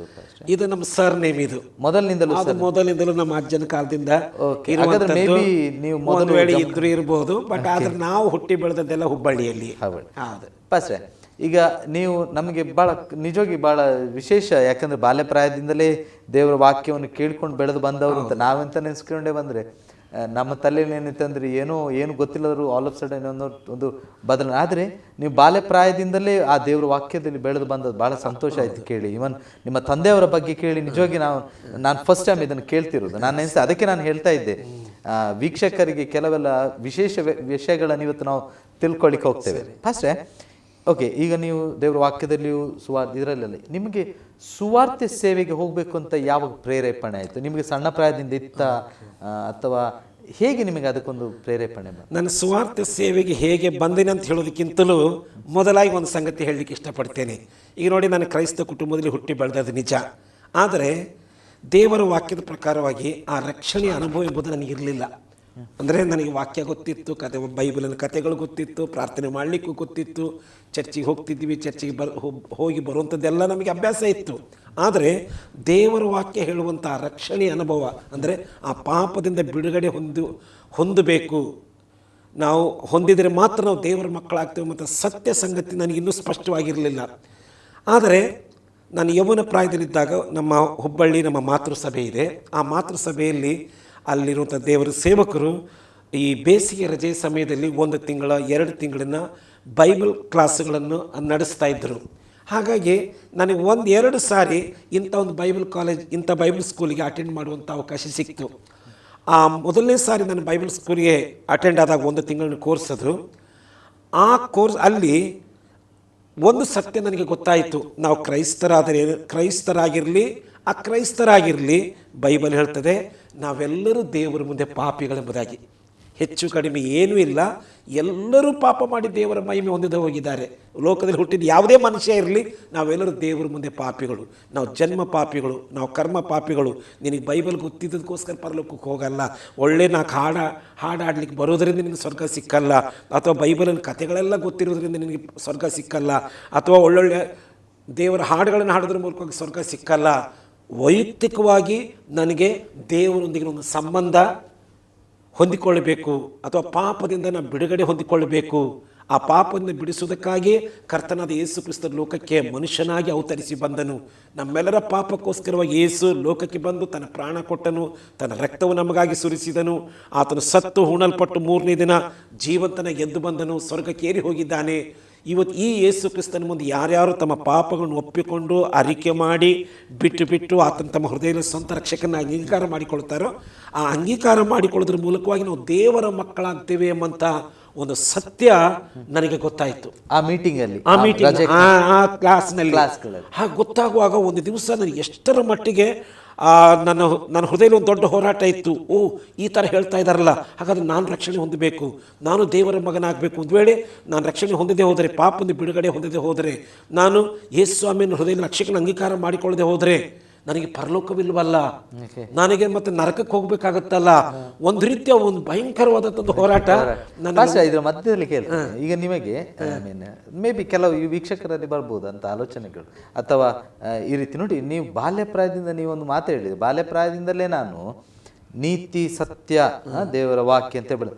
ಈಗ ಉದಾಹರಣೆಗೆ ನಮ್ಮೆಲ್ಲರ ಅನೇಕರ ನಮ್ಮ ಸ್ನೇಹಿತರೆಲ್ಲ ಜೀವಿತಗಳು ನೋಡುವಾಗ ನಾವೆಲ್ಲ ಒಂದು ಕಾಲದಲ್ಲಿ ಒಂಥರ ತಪ್ಪಾದ ಹೆಜ್ಜೆಯನ್ನು ಇಟ್ಟೆವು. ಮತ್ತೆ ನಮಗೆ ಅಯ್ಯೋ ನಾವು ಪಾಪಿಗಳು, ನಾವು ತಪ್ಪು ಮಾಡಿದೆವು, ನಮಗೆ ಪಶ್ಚಾತ್ತಾಪ ಆಯಿತು ನಮ್ಮ ಬದುಕಲ್ಲಿ ಮಾಡಿ ತಪ್ಪುಗಳು. ಈಗ ನನಗೆ ಇದು ಭಾರಿ ಇಂಟ್ರೆಸ್ಟಿಂಗ್ ವಿಷಯ, ಯಾಕಂದರೆ ಜನರಿಗೆ ಇದು ಅರ್ಥ ಆಗಬೇಕು. ಸರಿ ಸ್ವನೀತಿ ಅಂತೇಳಿ ನಾವು ಹೇಳ್ತೇವೆ. ಅಂದರೆ ನನ್ನ ಹತ್ರ ಅನೇಕ ಜನರು ಕೇಳಿದುಂಟು, ನಾನು ಅನೇಕರಿಗೆ ಸುವಾರ್ತೆ, ನಾನು ಯೇಸು ಸ್ವಾಮಿಯ ಬಗ್ಗೆ ಹೇಳುವಾಗ, ಅಲ್ಲ ನಾನು ಏನು ತಪ್ಪು ಮಾಡಲಿಲ್ಲ, ನಾನೇನು ಯಾರಿಗೂ ಕದಿಲಿಲ್ಲ. ಈಗ ಉದಾಹರಣೆಗೆ ನೀವು ಹೇಳಿದ 5 ಪೈಸೆ ಕೂಡ ನಾನು ಇನ್ನೊಬ್ಬರದು ಮುಟ್ಟಿಯದವನಲ್ಲ, ಮತ್ತು ನಾನು ಯಾಕೆ ಪಶ್ಚಾತ್ತಾಪ ಪಡಬೇಕು, ನಾನು ಯಾಕೆ ಪಾಪಿ, ನನ್ನನ್ನು ನಾನು ಹೇಗೆ ನಾನು ಪಾಪಿ ಅಂತೇಳಿ ಎಗ್ರೆ ಆಗಬೇಕು. ಉದಾಹರಣೆಗೆ ಇಂಥ ಜೀವಿತವನ್ನು ನಡೆಸಿದ ಅನೇಕರ ಬಗ್ಗೆ ನಮ್ಗೆ ಗೊತ್ತು, ಅವರು ಈ ಮಾತುಗಳನ್ನು ಹೇಳ್ತಿದ್ರು. ಈಗ ಪಾಸ್ಟರ್ಗೆ ನಾನು ಪಾಪಿ, ನನ್ನ ಮಾನಸಾಂತರವಾಗಬೇಕು, ನನ್ನ ಹೃದಯವು ಬದಲಾಗಿ ಕ್ರಿಸ್ತೇಸು ಸ್ವಾಮಿಯನ್ನು ಸ್ವಂತ ರಕ್ಷಕನ, ಇಂಥ ಒಂದು ಫೀಲಿಂಗ್ ಹೇಗೆ ಬಂತು ಪಾಸ್ಟ್ರೆ? ಅಥವಾ ನಿಮಗೆ ಆ ಸಂದೇಶಕರು ಹೇಳಿದ ಮಾತುಗಳ ಮೂಲಕವಾಗಿ ನಿಮ್ಮ ಹೃದಯದಲ್ಲಿ ಅಂತ ಒಂದು ಪ್ರೇರೇಪಣೆ ಬಂತ? ಹೇಗೆ? ಅಂದರೆ ನಮಗೆ ದೇವರ ವಾಕ್ಯ ಇಷ್ಟು ಸ್ಪಷ್ಟವಾಗಿ ನಮಗೆ ತಿಳಿಸಲ್ಪಟ್ಟಂತಂದರೆ, ಮನುಷ್ಯರಾದಂಥ ನಾವು ಒಬ್ಬ ಪಾಪಿ ಅನಿಸಿಕೊಳ್ಳಿಕ್ಕೆ ನಾವು ಸಪ್ರೇಟಾಗಿ ಹೋಗಿ ಕೊಲೆ ಮಾಡಬೇಕಾಗಿಲ್ಲ, ದರೋಡೆ ಮಾಡಬೇಕಾಗಿಲ್ಲ, ಕಳ್ಳತನ ಮಾಡಬೇಕಾಗಿಲ್ಲ, ಬೇಕಾಗಿಲ್ಲ, ವ್ಯಭಿಚಾರ ಮಾಡಬೇಕಾಗಿಲ್ಲ, ಬೇರೆ ಏನಾರು ಹೋಗಿ ಪಬ್ಲಿಕ್ಕಿಗೆ ಕಾಣುವಂಥ ರೀತಿಯಲ್ಲಿ ಏನೋ ಅನ್ಯಾಯ ಮಾಡೋ ಪಾಪ ಕೆಲಸ ಮಾಡಬೇಕಾದ ಅಗತ್ಯ ಇಲ್ಲ. ಇದು ನಮ್ಮ ರಕ್ತದಲ್ಲಿಯೇ ಜನ್ಮದಲ್ಲಿ ಆ ಪಾಪ ನಮ್ಮೊಳಗಿದೆ. ಈಗ ಉದಾಹರಣೆಗೆ ನಾನು ನಿಮ್ಗೆ ಹೇಳ್ತೇನೆ, ಒಂದು ಸಣ್ಣ ಮಗು ಇರುತ್ತೆ, ಅವನು ಒಂದು ಏನೋ ತಪ್ಪು ಮಾಡಿರ್ತಾನೆ, ಕೂಡಲೇ ಅವನ ಮುಖ ನೀವು ಕೂಡಲೇ ಮುಖ ಬದಲಾಗತ್ತೆ. ಅವನು ಕೂಡಲೇ ಒಂಥರ ಗಿಲ್ಟಿ ಕಾನ್ಶಿಯಸ್ ಅವನನ್ನು ಕಾಡ್ತಾ ಇರುತ್ತೆ. ಸುಳ್ಳು ಹೇಳಿದ ಕೂಡಲೇ ಸಣ್ಣ ಮಕ್ಕಳು ಸುಳ್ಳು ಹೇಳಿದ ಕೂಡಲೇ ಗೊತ್ತಾಗ ಅವನಿಗೊಂದು ಗಿಲ್ಟಿ ಕಾನ್ಶಿಯನ್ಸ್ ಇರುತ್ತೆ. ಆಮೇಲೆ ಅವನ ಮುಖ ನೋಡುವಾಗ ಆಚೆ ತಿರುಗ್ತಾನೆ, ಏನೋ ಅದೆಂತಾದ್ರೂ ಮಾಡಿದ್ಯಾ? ಇಲ್ಲ, ಇದೆಲ್ಲ ಯಾರು ಹೇಳ್ಕೊಟ್ರು? ಇದರ ರಕ್ತದಲ್ಲಿ ಬಂದಿರುವಂಥದ್ದು. ಅಂದ್ರೆ ಜನ್ಮತ ಬಂದಿರುವ. ಅದಕ್ಕಾಗಿ ದಾವೀದನು 51ನೇ ಕೀರ್ತನೆ ಹೇಳ್ತಾನೆ, ದೇವರೇ ನಾನು ಹುಟ್ಟಿದಂದಿನಿಂದಲೂ ಪಾಪಿಯೇ, ಮಾತೃ ಗರ್ಭವನ್ನು ಧರಿಸಿದ ದಿನದಂದಿನಿಂದಲೂ ನಾನು ನಿನಗೆ ದ್ರೋಹಿಯಾಗಿದ್ದೇನೆ. ಅದಕ್ಕಾಗಿ ಪೌಲನು ಹೇಳ್ತಾನೆ, ಹೆಚ್ಚು ಕಡಿಮೆ ಏನೂ ಇಲ್ಲ, ಎಲ್ಲರೂ ಪಾಪ ಮಾಡಿ ದೇವರ ಮಹಿಮೆಯನ್ನು ಹೊಂದದೆ ಹೋಗಿದ್ದಾರೆ. ಪ್ರಸಂಗಿ 7:20 ಭಕ್ತನು ಹೇಳ್ತಾನೆ, ಪಾಪ ಮಾಡದ ನರ ಮನುಷ್ಯನು ಈ ಲೋಕದಲ್ಲಿ ಒಬ್ಬನೂ ಇಲ್ಲವಲ್ಲ. ನಾವು ಜನ್ಮ ಪಾಪಿಗಳು, ಕರ್ಮ ಪಾಪಿಗಳು. ಆದರೆ ನಾವು ಪಾಪಿಗಳೆಂಬುದಾಗಿ ನಮಗೆ ಕನ್ವಿನ್ಸ್ ಆಗಬೇಕು. ಆ ಕನ್ವಿನ್ಸ್ ಮಾಡುವಂಥವನು ಪವಿತ್ರಾತ್ಮನ. Okay, fine. ಅಂದರೆ ನೀವು ಈಗ ಭಾರಿ ಚಂದ ಮಾತದು. ಅಂದರೆ ಒಬ್ಬ ವ್ಯಕ್ತಿಯು ತಾನು ಪಾಪಿಯಾಗಿದ್ದೇನೆ, ನನಗೆ ಪಶ್ಚಾತ್ತಾಪದ ಹೃದಯವನ್ನು ಆ ದೇವರ ಮುಂದೆ ನಿಂತುಕೊಂಡು ನಾನು ಅದನ್ನು ಹುಟ್ಟಿಸುವವನು ಪರಿಶುದ್ಧಾತ್ಮ. ಸೊ ಇದು ಪರಿಶುದ್ಧಾತ್ಮನ ಕಾರ್ಯ. ಯಾಕಂದ್ರೆ ಬೈಬಲೇ ಹೇಳ್ತದೆ, ಪವಿತ್ರಾತ್ಮನ ಯಾಕೆ ಲೋಕಕ್ಕೆ ದೇವರು ಕಳಿಸಿಕೊಟ್ಟಿದಂದ್ರೆ, ಮನುಷ್ಯನಲ್ಲಿ ಪಾಪ, ನೀತಿ, ನ್ಯಾಯ ತೀರುವಿಕೆ ಇವುಗಳ ಬಗ್ಗೆ ಅರಿವನ್ನು ಉಂಟು ಮಾಡಿಸ್ತಾನೆ. ಆತನ ಪರಿಶುದ್ಧಾತ್ಮ, ಪವಿತ್ರಾತ್ಮ ನಮ್ಮಲ್ಲಿ ಅರಿವನ್ನು ಉಂಟು ಮಾಡುವಂಥದ್ದು. ಈಗ ನಾವು ದೇವರ ವಾಕ್ಯ ಕೇಳ್ತಾ ಇರ್ತೇವೆ, ಆ ವಾಕ್ಯ ನಮ್ಮಲ್ಲಿ ಕಾರ್ಯ ಮಾಡುವಂಥವನೇ ಪವಿತ್ರಾತ್ಮ. ಈಗ ನನಗೆ ದೇವರ ವಾಕ್ಯ ಕೇಳ್ತಾ ಇದ್ದೆ, ಕೇಳುವಾಗ ನನಗೆ ಇಷ್ಟು ಬಲವಾಗಿ ನನಗೆ ಅದು ವಾಕ್ಯಗಳು ಬಡೀತಂತಂದ್ರೆ, ನಾನು ಸಹ ದೇವರ ಮುಂದೆ ಪಾಪಿ. ತಾತ್ಪರ್ಯ ನಾನು ಹೇಳ್ಬೇಕಾದ್ರೆ, ಕೇವಲ ಬೈಬಲ್ ಓದುವುದರಿಂದ ಅದೆಲ್ಲ ಆಗುವಂಥದ್ದು. ಇದಕ್ಕೆ ಪವಿತ್ರಾತ್ಮನು ನಮ್ಮ ಹೃದಯದಲ್ಲಿ ಕಾರ್ಯ ಮಾಡ್ತಾನೆ, ನಮ್ಮನ್ನು ಕಾರ್ಯ ಮಾಡ್ತಾನೆ. ನನ್ನ ಪಾಪಿ ಅಂತ ಯಾವಾಗ ಪವಿತ್ರಾತ್ಮ ನಮಗೆ ನಮ್ಮ ಕಾನ್ಶಿಯಸ್ಸಿಗೆ ಆತನ ಎಚ್ಚರಿಸ್ತಾನೋ, ಮತ್ತೆ ತಕ್ಷಣ ನನಗೆ ಯಾವಾಗ ಆಯ್ತೋ ಆ ದಿವಸ ಇವತ್ತು ನನಗೆ ಮರಿಲಿಕ್ಕೆ ಸಾಧ್ಯ. ಎಷ್ಟು ವರ್ಷ ಪ್ರಾಯ ನೋಡಿ, ನಾನು 1969 ಇಸ್ವಿ ಮೇ ತಿಂಗಳು 26ನೇ ತಾರೀಕು ನನ್ನ ಜೀವನದಲ್ಲಿ ಮರೆಯದ ದಿವಸ. ನಿಮ್ಮ ನಿಮ್ಮ ನಿಮ್ಮ ನಿಜ ಹೇಳ್ಬೇಕಂದ್ರೆ ನಿಮ್ಮ ಜೀವಿತ ಒಂದು ವಿಶೇಷ ದಿವಸ ಅದು ನನ್ನ ಜೀವನದಲ್ಲಿ ದೊಡ್ಡ ದೊಡ್ಡ ದಿವಸ. 1969 ಮೇ ತಿಂಗಳು 26ನೇ ತಾರೀಕು. ಯಾಕಂದ್ರೆ ನಾನು ಅವತ್ತು ಚರ್ಚ್ನಲ್ಲಿ ವಾಕ್ಯ ಕೇಳಿದ ಮೇಲೆ ಮತ್ತು ನನಗೆ ಕೆಲವು ಡೌಟ್ಗಳಿದ್ದು, ಅಲ್ಲಿ ಒಬ್ಬ ಸಹೋದರನಿದ್ದ, ಈ ರಕ್ಷಣೆ ಬಗ್ಗೆ ಎಲ್ಲ ನನಗೆ ಇನ್ನೂ ಸರಿಯಾದ ರೀತಿಯಲ್ಲಿ ಜ್ಞಾನ ಬೇಕಿತ್ತು. ಒಬ್ಬರ ಹತ್ರ ಕೇಳಿದೆ, ಅವ್ರು ಇನ್ನೂ ನನಗೆ ಸ್ವಲ್ಪ ವಿವರಣೆ ಮಾಡಿ ಹೇಳಿದರು. ಅದು ವಿವರಣೆ ಮಾಡಿ ಹೇಳಿದ ತಕ್ಷಣ ನನಗೆ ಏನಾಯ್ತೋ ಗೊತ್ತಿಲ್ಲ. ನನಗೆ ಈಗಲೂ ಆ ಸಮಯ ನನಗೆ ಗೊತ್ತುಂಟು. ಆ ಚರ್ಚಲ್ಲಿ ಮೊಣಕಾಲು ಹಾಕಿ ಕಣ್ಣೀರಿಟ್ಟು ಅಳ್ತಾ ಇದ್ದೇನೆ. ಕಣ್ಣೀರಿಟ್ಟು ಅಳ್ತಾ, ಯೇಸುವೇ ನನ್ನ ಪಾಪಿ, ಯೇಸುವೇ ನನ್ನ ಪಾಪಿಯಾದ ನನ್ನನ್ನು ಕರುಣಿಸು. ನೀನು ಕ್ರೂಚೆಯಲ್ಲಿ ಸುರಿಸಿದಂಥ ನಿನ್ನ ಪರಿಶುದ್ಧ ರಕ್ತದಿಂದ ನನ್ನ ಹೃದಯವನ್ನು ತೊಳೆದು ಶುದ್ಧ ಮಾಡಿ ನನ್ನೊಳಗೆ ಬಂದು ವಾಸ ಮಾಡು ಸ್ವಾಮಿ ಎಂಬುದಾಗಿ ನಾನು ಯೇಸುವಿನ ಹತ್ರ ಪಶ್ಚಾತ್ತಾಪದಿಂದ ನನ್ನ ಪಾಪವನ್ನು ಒಪ್ಪಿಕೊಂಡು ಅರಿಕೆ ಮಾಡಿ ಕ್ಷಮೆ ಕೇಳಿದೆ. ಆ ಕ್ಷಮೆ ಕೇಳಿದ ತಕ್ಷಣ ನನಗೆ ಗೊತ್ತಿಲ್ಲದ ರೀತಿಯಲ್ಲಿ ಒಂದು ರೀತಿಯ ಸಮಾಧಾನ ನನ್ನ ಹೃದಯವನ್ನು ತುಂಬಿಕೊಂಡಿತು. ಈಗ ಉದಾಹರಣೆಗೆ ನೋಡಿ, ಈಗ ನಾನು ನಿಮಗೆ ವಿರೋಧವಾಗಿ ಏನೋ ತಪ್ಪು ಮಾಡಿರ್ತೇನೆ, ನನಗೆ ಮನಸ್ಸನ್ನು ಚುಚ್ತಾ ಇರುತ್ತೆ. ಆದರೆ ನಾನು ನಿಮ್ಮ ಹತ್ರ ಬಂದು ಐ ಆಮ್ ಸಾರಿ, ನಾನು ನಿಮಗೆ ಮನಸ್ಸಿಗೆ ಭಾಳ ನೋವು ಮಾಡಿದೆ ಅಂತ ಕೇಳಿದ ಕೂಡಲೇ ಏನಾಗುತ್ತೆ, ನನಗೇನೋ ಒಂಥರ ರಿಲೀಫ್ ಆಗ್ತದೆ. ನನಗೇನೋ ಒಂಥರ ಮನಸ್ಸಿಗೆ ಹಗುರಾದಂಗೆ ಆಗುತ್ತೆ. ಇದು ಒಬ್ಬ ಮನುಷ್ಯನ ಹತ್ರ ನನ್ನ ತಪ್ಪು ಒಪ್ಕೊಳ್ಳುವಾಗ ಇಷ್ಟು ಮನಸ್ಸಿಗೆ ರಿಲೀಫ್ ಆಗೋದಾದರೆ, ನಾವು ಹುಟ್ಟಿದಂದಿನಿಂದ ಮಾಡಿದಂತೆ ಎಷ್ಟೋ ಪಾಪಗಳು ನಾವು ಮಾಡಿದ್ದೇವೆ. ಅದರ ಪಾಪ ಅಂತ ನಾವು ಅದನ್ನು ಗಣನೆಗೆ ತಕ್ಕೊಂಡಿಲ್ಲ. ಆದರೆ ಯಾವಾಗ ನಾವು ಪಶ್ಚಾತ್ತಾಪದವನ್ನು ಯೇಸುವಿನ ಮುಂದೆ ನಮ್ಮ ಪಾಪವನ್ನು ಒಪ್ಪಿಕೊಂಡು ನಾವು ಅರಿಕೆ ಮಾಡಿ ಬಿಟ್ಬಿಡ್ತೇವೋ, ಯೇಸು ಹೃದಯ ಅಂಗೀಕಾರ ಮಾಡಿಕೊಳ್ತೇವೋ, ಆಗ ವಾಕ್ಯ ಹೇಳ್ತದೆ ಎಲ್ಲ ಗ್ರಹಿಕೆಯನ್ನೇ ಮೀರುವಂಥ ಸಮಾಧಾನ ನಮ್ಮ ಹೃದಯವನ್ನು ತುಂಬಿಕೊಳ್ಳುತ್ತೆ. ಅದು ಭಾರಿ ಚಂದ ಮಾತು. ಎಲ್ಲ ಗ್ರಹಿಕೆಯನ್ನು ಮೀರುವ ಸಮಾಧಾನ ಆತ ನಮಗೆ ಕೊಡ್ತಾನೆ. ಅದು ಯಾಕಂದ್ರೆ ನಾನು ಅನುಭವ ಮಾಡಿದ್ದೇನೆ. 1969 ಇಸ್ವಿ ಮೇ ತಿಂಗಳು 26ನೇ ತಾರೀಕು ನನ್ನ ಜೀವನದಲ್ಲಿ ಮರೆಯದಂಥ ಒಂದು ದಿನ. ನಾನು ಹುಟ್ಟಿದ ತಾರೀಕು ಬೇಕಾದ್ರೆ ಮರಿತೀನಿ, ಜನ್ಮದಲ್ಲಿ ಈ ಲೋಕದಲ್ಲಿ ಹುಟ್ಟಿದ್ದು ಇದನ್ನು ಮರೆಯಕ್ಕೆ ಸಾಧ್ಯ ಇಲ್ಲ. ಇದು ನೀವು ಯಾವುದೋ ಸಂದೇಶ ಕೇಳುವಾಗ ಪ್ರೇರಿತರಾದರ ಪಾಸ್ಟ್ರೆ, ಅಥವಾ ನಿಮಗೆ ಈ ಯಾವ್ದಾದ್ರು ವಾಕ್ಯ ಅಂದ್ರೆ ಅನೇಕ ದಿವಸಗಳ ಸಂದೇಶಗಳು ಒಟ್ಟಿಗೆ ಸೇರಿ ಒಂದು ದಿವಸ ನಿಮ್ಮೊಂದಿಗೆ ಅದೆಲ್ಲ ನಾನು ಕೇಳ್ತಾ ಇಲ್ಲ ಅದೆಲ್ಲ ನಾನು ಕೇಳ್ತಾ ಅದನ್ನ ನನ್ನ ಮನಸ್ಸಿನಲ್ಲಿ ಅದು ಬೆಳಕು ಹಾಕ್ತಾ ಇದ್ದೆ. ಅಲ್ಲ ಪಾಸ್ಟ್ರೆ, ನಾನೊಂದು ಸ್ವಲ್ಪ, ನಿಮಗೆ ಎಷ್ಟು ಪ್ರಾಯ ಇರ್ಬೋದಾಗ? ನಾನಾಗ 17 ವರ್ಷ ಪ್ರಾಯ. 17 ವರ್ಷದ ಪ್ರಾಯ. ನಾನು ಆವತ್ತಿನ ದಿವಸ ಯೇಸು ಸ್ವಾಮಿಗೆ ನನ್ನ ಹೃದಯವನ್ನು ನನ್ನ ರಕ್ಷಕನನ್ನಾಗಿ ಅಂಗೀಕಾರ ಮಾಡಿಕೊಟ್ಟೆ. ಯಾವಾಗ ನಾನು ಆ ಪಶ್ಚಾತ್ತಾಪದೊಡನೆ ಯೇಸುನ ಅಂಗೀಕಾರ ಮಾಡಿಕೊಂಡ ಹೃದಯದಲ್ಲಿ, ಅಂದಿನಿಂದ ನನಗೆ ಹೇಳತೀರದಂಥ ಒಂದು ಸಮಾಧಾನ, ಸಂತೋಷ ಮತ್ತು ಪ್ರಾರ್ಥನೆ ಮಾಡಬೇಕೆಂಬ ಒಂದು ಆಸೆ. ನಾನು ಯಾವಾಗ ಯೇಸು ಸ್ವಾಮಿಗೆ ನನ್ನ ಹೃದಯನ ಒಪ್ಪಿಸಿಕೊಟ್ಟನೋ ಅಂದಿನಿಂದಲೇ ನನ್ನ ಹೃದಯದಲ್ಲಿ ಒಂದು ರೀತಿಯ ಭಾರ. ಎಷ್ಟೋ ಜನ ಯೇಸು ಸ್ವಾಮಿಯನ್ನು ಕಂಡುಕೊಳ್ಳದೆ ನಾಶವಾಗಿ ಹೋಗ್ತಾ ಇದ್ದಾರೆ. ನನಗೆ ಅದೇ ಪ್ರಶ್ನೆ, ಅದೇ ನೀವು ಮುಂಚೆ ಆಗಿ ಕೇಳಿದಾರಲ್ಲ, ಆ ಪ್ರಶ್ನೆಗೆ ಈಗ ನಾನು ಉತ್ತರ ಕೊಡ್ತೇನೆ. ಯಾಕಂದ್ರೆ ಈಗ ಅದಕ್ಕಾಗಿ ನಾನು ಹೇಗೆ ಯೇಸು ಸ್ವಾಮಿಯನ್ನು ಕಂಡುಕೊಂಡೆ ಅಂತ ನಿಮಗೆ ತಿಳಿಸಿದೆ. ಈಗ ತಿಳ್ಕೊಂಡು ಯಾವಾಗ ನನಗೆ ರಕ್ಷಣೆ ಒಂದು ಅದರ ಮಧ್ಯದಲ್ಲಿ ಅಂದ್ರೆ ಈಗ ಒಂದು ಬದಲಾವಣೆ ಆಯ್ತು. ರಕ್ಷಣೆ, ಐ ಮೀನ್ ಅಫ್ಕೋರ್ಸ್ ನಾನು ಕೂಡ ರಕ್ಷಿಸಲ್ಪಟ್ಟೆ. ಈಗ ನಾವು ರಕ್ಷಣೆ ಹೊಂದಿದಾಗ ನಿಮ್ಮಲ್ಲಿ ಒಂದು ಬಹಳ ದೊಡ್ಡ ಬದಲಾವಣೆ ಈವನ್ ಪಬ್ಲಿಕ್ ಲೈಫಲ್ಲಿ ಆಗ್ತದೆ. ಖಂಡಿತ. ಈಗ ಹೃದಯದೊಳಗೊಂದು ಆಗ್ತದೆ, ಪಬ್ಲಿಕ್. ಸೊ ಈ ಒಂದು ಬದಲಾವಣೆ ಆಶ್ಚರ್ಯ. ಯಾಕಂದ್ರೆ ನಿಮ್ಮದು ಇದು ವೈಯಕ್ತಿಕ, ನೀವು ಸಭೆಯಲ್ಲಿ ಹೇಳಿದಿರಿ, ನೀವೇನು ಗುಂಪಾಗಿ ಮಾಡಿದ್ಸಲ್ಲ, ಯಾರು ನಿಮ್ಮ ಮನೆಯವರು ಹೇಳಿದ್ರು. ಈಗ ಈ ಸಮಯದಲ್ಲಿ ನಿಮ್ಮ ಕುಟುಂಬದಲ್ಲಿ ಅವರಿಗೆ ನಿಮ್ಮ ನೋಡುವಾಗ ಏನು ಆಶ್ಚರ್ಯ ಆಯ್ತು, ಎಂತ ಆಯ್ತು ಅವರಿಗೆ? ನನ್ನ ಕುಟುಂಬದಲ್ಲಿ ನಿಜವಾಗಿ ಬಹಳ ಸಂತೋಷ ಪಟ್ಟಿದ್ದಾರೆ. ಯಾಕಂದ್ರೆ ಒಂಥರ ಚೇಂಜ್ ಓವರ್ ಆಯ್ತು. ಮತ್ತು ನನ್ನ ಭಕ್ತಿಯ ಲೈಫ್ ಬೇರೆ ಆಯ್ತು. ಅಂದ್ರೆ ಮುಂಚಿಂದು ಅದೇನೋ ಒಂಥರ ರೂಢಿಯಾಗಿ ಮಾಡ್ತಾ ಬರ್ತಿದ್ರು. ಈಗ ಏನ್ ನಾನು ಮಾಡಿದ್ರು ನನ್ನ ಹೃದಯದ ಅಂತರಾಳದಿಂದ ಬರ್ತಾ ಇದೆ. ಆಗ ತಂದೆ ತಾಯಿಗಳು ಹೇಳೋದಕ್ಕೋಸ್ಕರ, ಅವ್ರು ಮಾಡಿಸೋದಕ್ಕೋಸ್ಕರ ಎಲ್ಲ ಒಂಥರ ರೂಟೀನ್ ಆಗಿ ಮಾಡ್ತಾ ಇದ್ದೆ. ಈಗ ಹಾಗಲ್ಲ, ನನ್ನ ಭಕ್ತಿಯ ಸ್ಟೈಲೇ ಬೇರೆ ಆಯ್ತು. ಈಗ ಏನೇ ಮಾಡಿದ್ರು ನನ್ನ ಹೃದಯದ ತಳದಿಂದ ನಾನು ಇದು ದೇವರಿಗಾಗಿ ಮಾಡ್ತಾ ಇದ್ದೇನೆ, ದೇವರಿಗಾಗಿ ಹಾಡ್ತಾ ಇದ್ದೇನೆ. ಇದು ನಾನು ಕೇಳ್ತಾ ಇರೋದು ದೇವರ ವಾಕ್ಯ. ಈಗ ನನ್ನಲ್ಲಿ ಆ ವಾಕ್ಯದ ಬಗ್ಗೆ ಗೌರವ, ಭಕ್ತಿ, ದೇವರ ಮೇಲೆ ಪ್ರೀತಿ ಇದೆಲ್ಲ ಹೆಚ್ಚಾಯ್ತು. ಕುಟುಂಬ ಗೊತ್ತಾಯ್ತು. ನೀವು ಅಂದ್ರೆ ನಿಮ್ಮ ಚೇಂಜ್ ಓವರ್ ನೋಡಿದ ಕೂಡಲೇ ಅವ್ರು ಹೇಳಿದ್ರು ಇವರಲ್ಲಿ ಏನೋ ಬದಲಾವಣೆ. ನಿಜ ನೋಡಿ ಪಾಸ್ಟ್ರೆ, ಹಾಗಾದ್ರೆ ನೀವು ನೋಡಿ, ಇದು ಬಹಳ ಸತ್ಯ ವಿಷಯ. ಅಂದ್ರೆ ನಮ್ಮಲ್ಲಿ ಮಾನಸ ಅಂತ ಬದಲಾವಣೆ ಆದ ಕೂಡಲೇ ನಮಗೆ ಮತ್ತು ದೇವರಿಗೆ ಮಾತ್ರವೇ ಅಲ್ಲ, ನಮ್ಮ ಸುತ್ತಲಿರುವ ಜನರಿಗೆ ಕೂಡ ನಮ್ಮ ಜೀವಿತದಲ್ಲಿ ಆದ ಬದಲಾವಣೆಯ ವ್ಯತ್ಯಾಸ ಗೊತ್ತಾಗ ಖಂಡಿತ ಅದು ಗೊತ್ತಾಗಲೇಬೇಕು. ಇಲ್ಲದಿದ್ರೆ ಏನು ಪ್ರಯೋಜನ? ಈಗ ನಾವು ನಮ್ಮ ಜೀವಿತದಲ್ಲಿ ದೇವರು ಬದಲಾಯಿಸಿದರೆ ಆ ನಮ್ಮಲ್ಲಾದ ಬದಲಾವಣೆಯನ್ನು ಜನರು ಗುರುತಿಸ್ತಾರೆ. ಉದಾಹರಣೆಗೆ ಯಾವಾಗಲೂ ಎಲ್ಲದಕ್ಕೂ ರೇಗ್ತಾನೆ, ಈಗ ನೋಡ್ಲಿಕ್ಕೆ ಹೋದ್ರೆ ಎಲ್ಲದಕ್ಕೂ ಶಾಂತವಾಗಿ ಉತ್ತರಕ್ಕೂ ಏನ್ ಇವನಲ್ಲಿ ಬದಲಾವಣೆ, ಯಾಕೆ ಇವನು ಹೀಗಿದ್ದಾನೆ ಅಲ್ಲ.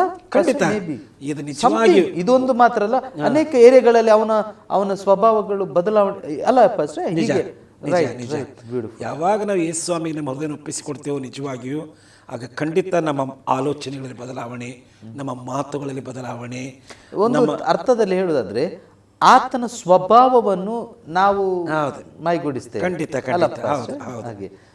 ಸೊ ಈಗ ನಿಮಗೆ ಈಗ ಸಂಪೂರ್ಣ ಸೇವೆಗೆ ನೀವು 100% ಯಾವಾಗ ಡಿಸೈಡ್ ಮಾಡಿದ್ರಿ? ಅಂದ್ರೆ ಉದಾಹರಣೆಗೆ ಈ ದಿವಸ ನಾನು ಹೇಳ್ತೇನೆ ಅದನ್ನು. ಈಗ ನೋಡಿ, ನನ್ನ ರಕ್ಷಣೆಯ ಅನುಭವಕ್ಕೆ ಬಂದ ದಿನದಿಂದನೇ ನನ್ನ ಹೃದಯದಲ್ಲಿ ಒಂದು ಭಾರ ಇತ್ತು. ಯಾಕಂದ್ರೆ ಏನೋ ಒಂಥರ ಒತ್ತಡ ನನ್ನ ಮನಸ್ಸಿನಲ್ಲಿ, ನನಗೆ ದೇವ್ರ ಸೇವೆ ಮಾಡಬೇಕು, ಹೇಗಾದರೂ ಮಾಡಿ ಜನರಿಗೆ ಸ್ವಾರ್ಥ ಹೇಳಬೇಕು, ಅನೇಕ ಜನಗಳನ್ನು ದೇವರ ರಾಜ್ಯಕ್ಕೆ ನಡೆಸಬೇಕು ಎಂಬುದೊಂದು ಭಾರ ನನ್ನ ಮನಸ್ಸಲ್ಲಿತ್ತು. ಮನೆಯೊಳಗೆ ಹಂಚ್ಕೊಂಡಿದ್ದೇನೆ, ಇನ್ನು ಬೇರೆ ಬೇರೆ ಅನೇಕರ ಥರ ಇದು ನಾನು ಹಂಚ್ಕೊಂಡು ಬರ್ತಾ ಇದ್ದೆ. ಆದರೆ 71ನೇ ಇಸ್ವಿಯಲ್ಲಿ ಅದರ ತಾರೀಕು ಮಾತ್ರ ನನಗೆ ನೆನಪಿಲ್ಲ. ಅದು ಅಂದರೆ ರಾತ್ರಿ ಮಾತ್ರ, ಆ ಒಂದು ದಿನ ಮರೀಲಿಕ್ಕೆ ನನಗೆ ಸಾಧ್ಯನೇ ಇಲ್ಲ. ನಾನು ಶಿವಮೊಗ್ಗದಲ್ಲಿದ್ದೆ. ಅಲ್ಲಿರುವಾಗ ಒಂದು ಕೋಣೆಯಲ್ಲಿ ಅನೇಕರು ಮಲಗಿದ್ದರು. ಆದರೆ ನಾನು ಒಂದು ರಾತ್ರಿ 10-10:30 ಗಂಟೆಗೆ ಏನೂ ಗೊತ್ತಿಲ್ಲ, ಒಂದು ಪ್ರಾರ್ಥನೆ ಮಾಡಬೇಕೆಂಬಂತ ಒಂದು ಪ್ರೇರಣೆ ನನ್ನಲ್ಲಿ ಉಂಟಾಗಿ ನನ್ನ ನೆಲದಲ್ಲಿ ಹಾಸ್ಕೊಂಡು ಮಲ್ಕೊಂಡಿದ್ದೆ. ಬೆಡ್ ಇತ್ತು. ಎದ್ದು ಕೂತ್ಕೊಂಡು ಮೊಣಕಾಲು ಹಾಕಿ ಪ್ರಾರ್ಥಿಸಲಿಕ್ಕೆ ಪ್ರಾರಂಭಿಸಿದೆ. ನನಗೆ ಗೊತ್ತಿಲ್ಲದ ಹಾಗೇನೆ ನನ್ನ ಕಣ್ಣಿನಿಂದ ದರ ದರ ದರ ದರ ನೀರು ಬರಲಿಕ್ಕೆ ಶುರುವಾಯಿತು. ಅಳುತ್ತಾ ಪ್ರಾರ್ಥಿಸ್ತಾ ಇದ್ದೇನೆ. ಹಾಗೆ ಪ್ರಾರ್ಥನೆ ಮಾಡ್ತಿರ್ಬೇಕಾದ್ರೆ ದೇವರು ಸಡನ್ನಾಗಿ ನನ್ನ ಹೃದಯಕ್ಕೆ ಬೈಬಲ್ ಇರುವಂಥ ಯೆಶಾಯನ ಪ್ರವಾದಿಯಂಥ 6ನೇ ಅಧ್ಯಾಯ 8ನೇ ವಚನವನ್ನು ನನ್ನ ಮನಸ್ಸಿಗೆ ತಂದ. ಆ ವಚನ ಎಷ್ಟೋ ಸಾರಿ ಓದಿದ್ದೆ ನಾನು, ಅನೇಕರ ಬಾಯಿಂದ ಆ ವಾಕ್ಯದ ಮೇಲೆ ಪ್ರಸಂಗ ಕೇಳಿದ್ದೆ. ಆದರೆ ಆ ವಾಕ್ಯ ಏನು ಹೇಳ್ತದೆ ಅಂತಂದರೆ, ದೇವರು ತನ್ನ ಪ್ರವಾದಿಯಾದ ಯೆಶಾಯನ ಕೂಡ ಮಾತನಾಡಿದಂಥ ವಚನ ಅದು. ಅದೇನೆಂದರೆ, ಯಾವನನ್ನು ಕಳುಹಿಸಲಿ, ಯಾವನು ನಮಗೋಸ್ಕರ ಹೋಗುವನು ಎಂಬ ಕರ್ತನ ನುಡಿಯನ್ನು ಕೇಳಿ, ಇಗೋ ನಾನಿದ್ದೇನೆ, ನನ್ನನ್ನು ಕಳುಹಿಸು ಅಂದೆನು. ಇದು ಯೆಶಾಯನೊಂದಿಗೆ ದೇವರು ಮಾತನಾಡಿದ್ದು. ಅವನು ಅನೇಕ ವರ್ಷಗಳು, ಕ್ರಿಸ್ತನು ಲೋಕಕ್ಕೆ ಬರೋದಕ್ಕಿಂತಲೂ 700 ವರ್ಷಗಳ ಹಿಂದೆ ಜೀವಿಸಿದಂಥ ಪ್ರವಾದಿ. ಈ ಪ್ರವಾದಿ ಹತ್ರ ದೇವರು ಒಂದು ಸಾರಿ ಮಾತನಾಡ್ತಾನೆ, ಯಾವನನ್ನು ಕಳುಹಿಸಲಿ, ಯಾವನು ನಮಗೋಸ್ಕರ ಹೋಗುವನು. ಆಮೇಲೆ ಅವನು ಏನು ಉತ್ತರ ಕೊಡ್ತಾನೆ, ಈಗೋ ನಾನಿದ್ದೇನೆ, ನನ್ನನ್ನೇ ಕಳುಹಿಸು ಅಂತೇಳಿ. ಈ ವಾಕ್ಯ ಎಷ್ಟು ಪವರ್ಫುಲ್ ಆಗಿ ನನ್ನ ಹೃದಯದಲ್ಲಿ ಆ ರಾತ್ರಿ ಬಂತಂತಂದರೆ, ಈ ವಾಕ್ಯ ನನ್ನ ಹೃದಯಕ್ಕೆ ದೇವರಾತ್ಮನ ತಂದ ತಕ್ಷಣ ನನಗೇ ಗೊತ್ತಿಲ್ಲ, ಸುಮಾರು ಒಂದು 2 ತಾಸು ತನಕ ನಾನು ಆ ಹಾಸಿಗೆ ಮೇಲೆ ಮೊಣಕಾಲು ಹಾಕ್ಕೊಂಡು ಬರೀ ಕಣ್ಣೀರು ಹಾಕ್ತಾ ಇದ್ದೇನೆ ಬಿಟ್ಟರೆ ಮತ್ತೆ ಏನು ನನ್ನಿಂದ ಮಾತಾಡ್ಲಿಕ್ಕೆ ಆಗ್ತಾ ಇಲ್ಲ. ಅಷ್ಟೊಂದು ಪವರ್ಫುಲ್ ಆಗಿ ದೇವರು ಆ ರಾತ್ರಿ ಮಾತಾಡಿದ. ಕಡೆಗೆ 1-2 ತಾಸು ಕಳೆದ ಮೇಲೆ ನಾನು ದೇವರಿಗೆ ಅವತ್ತು ಸಮರ್ಪಣೆ ಮಾಡಿದೆ. ದೇವರೇ,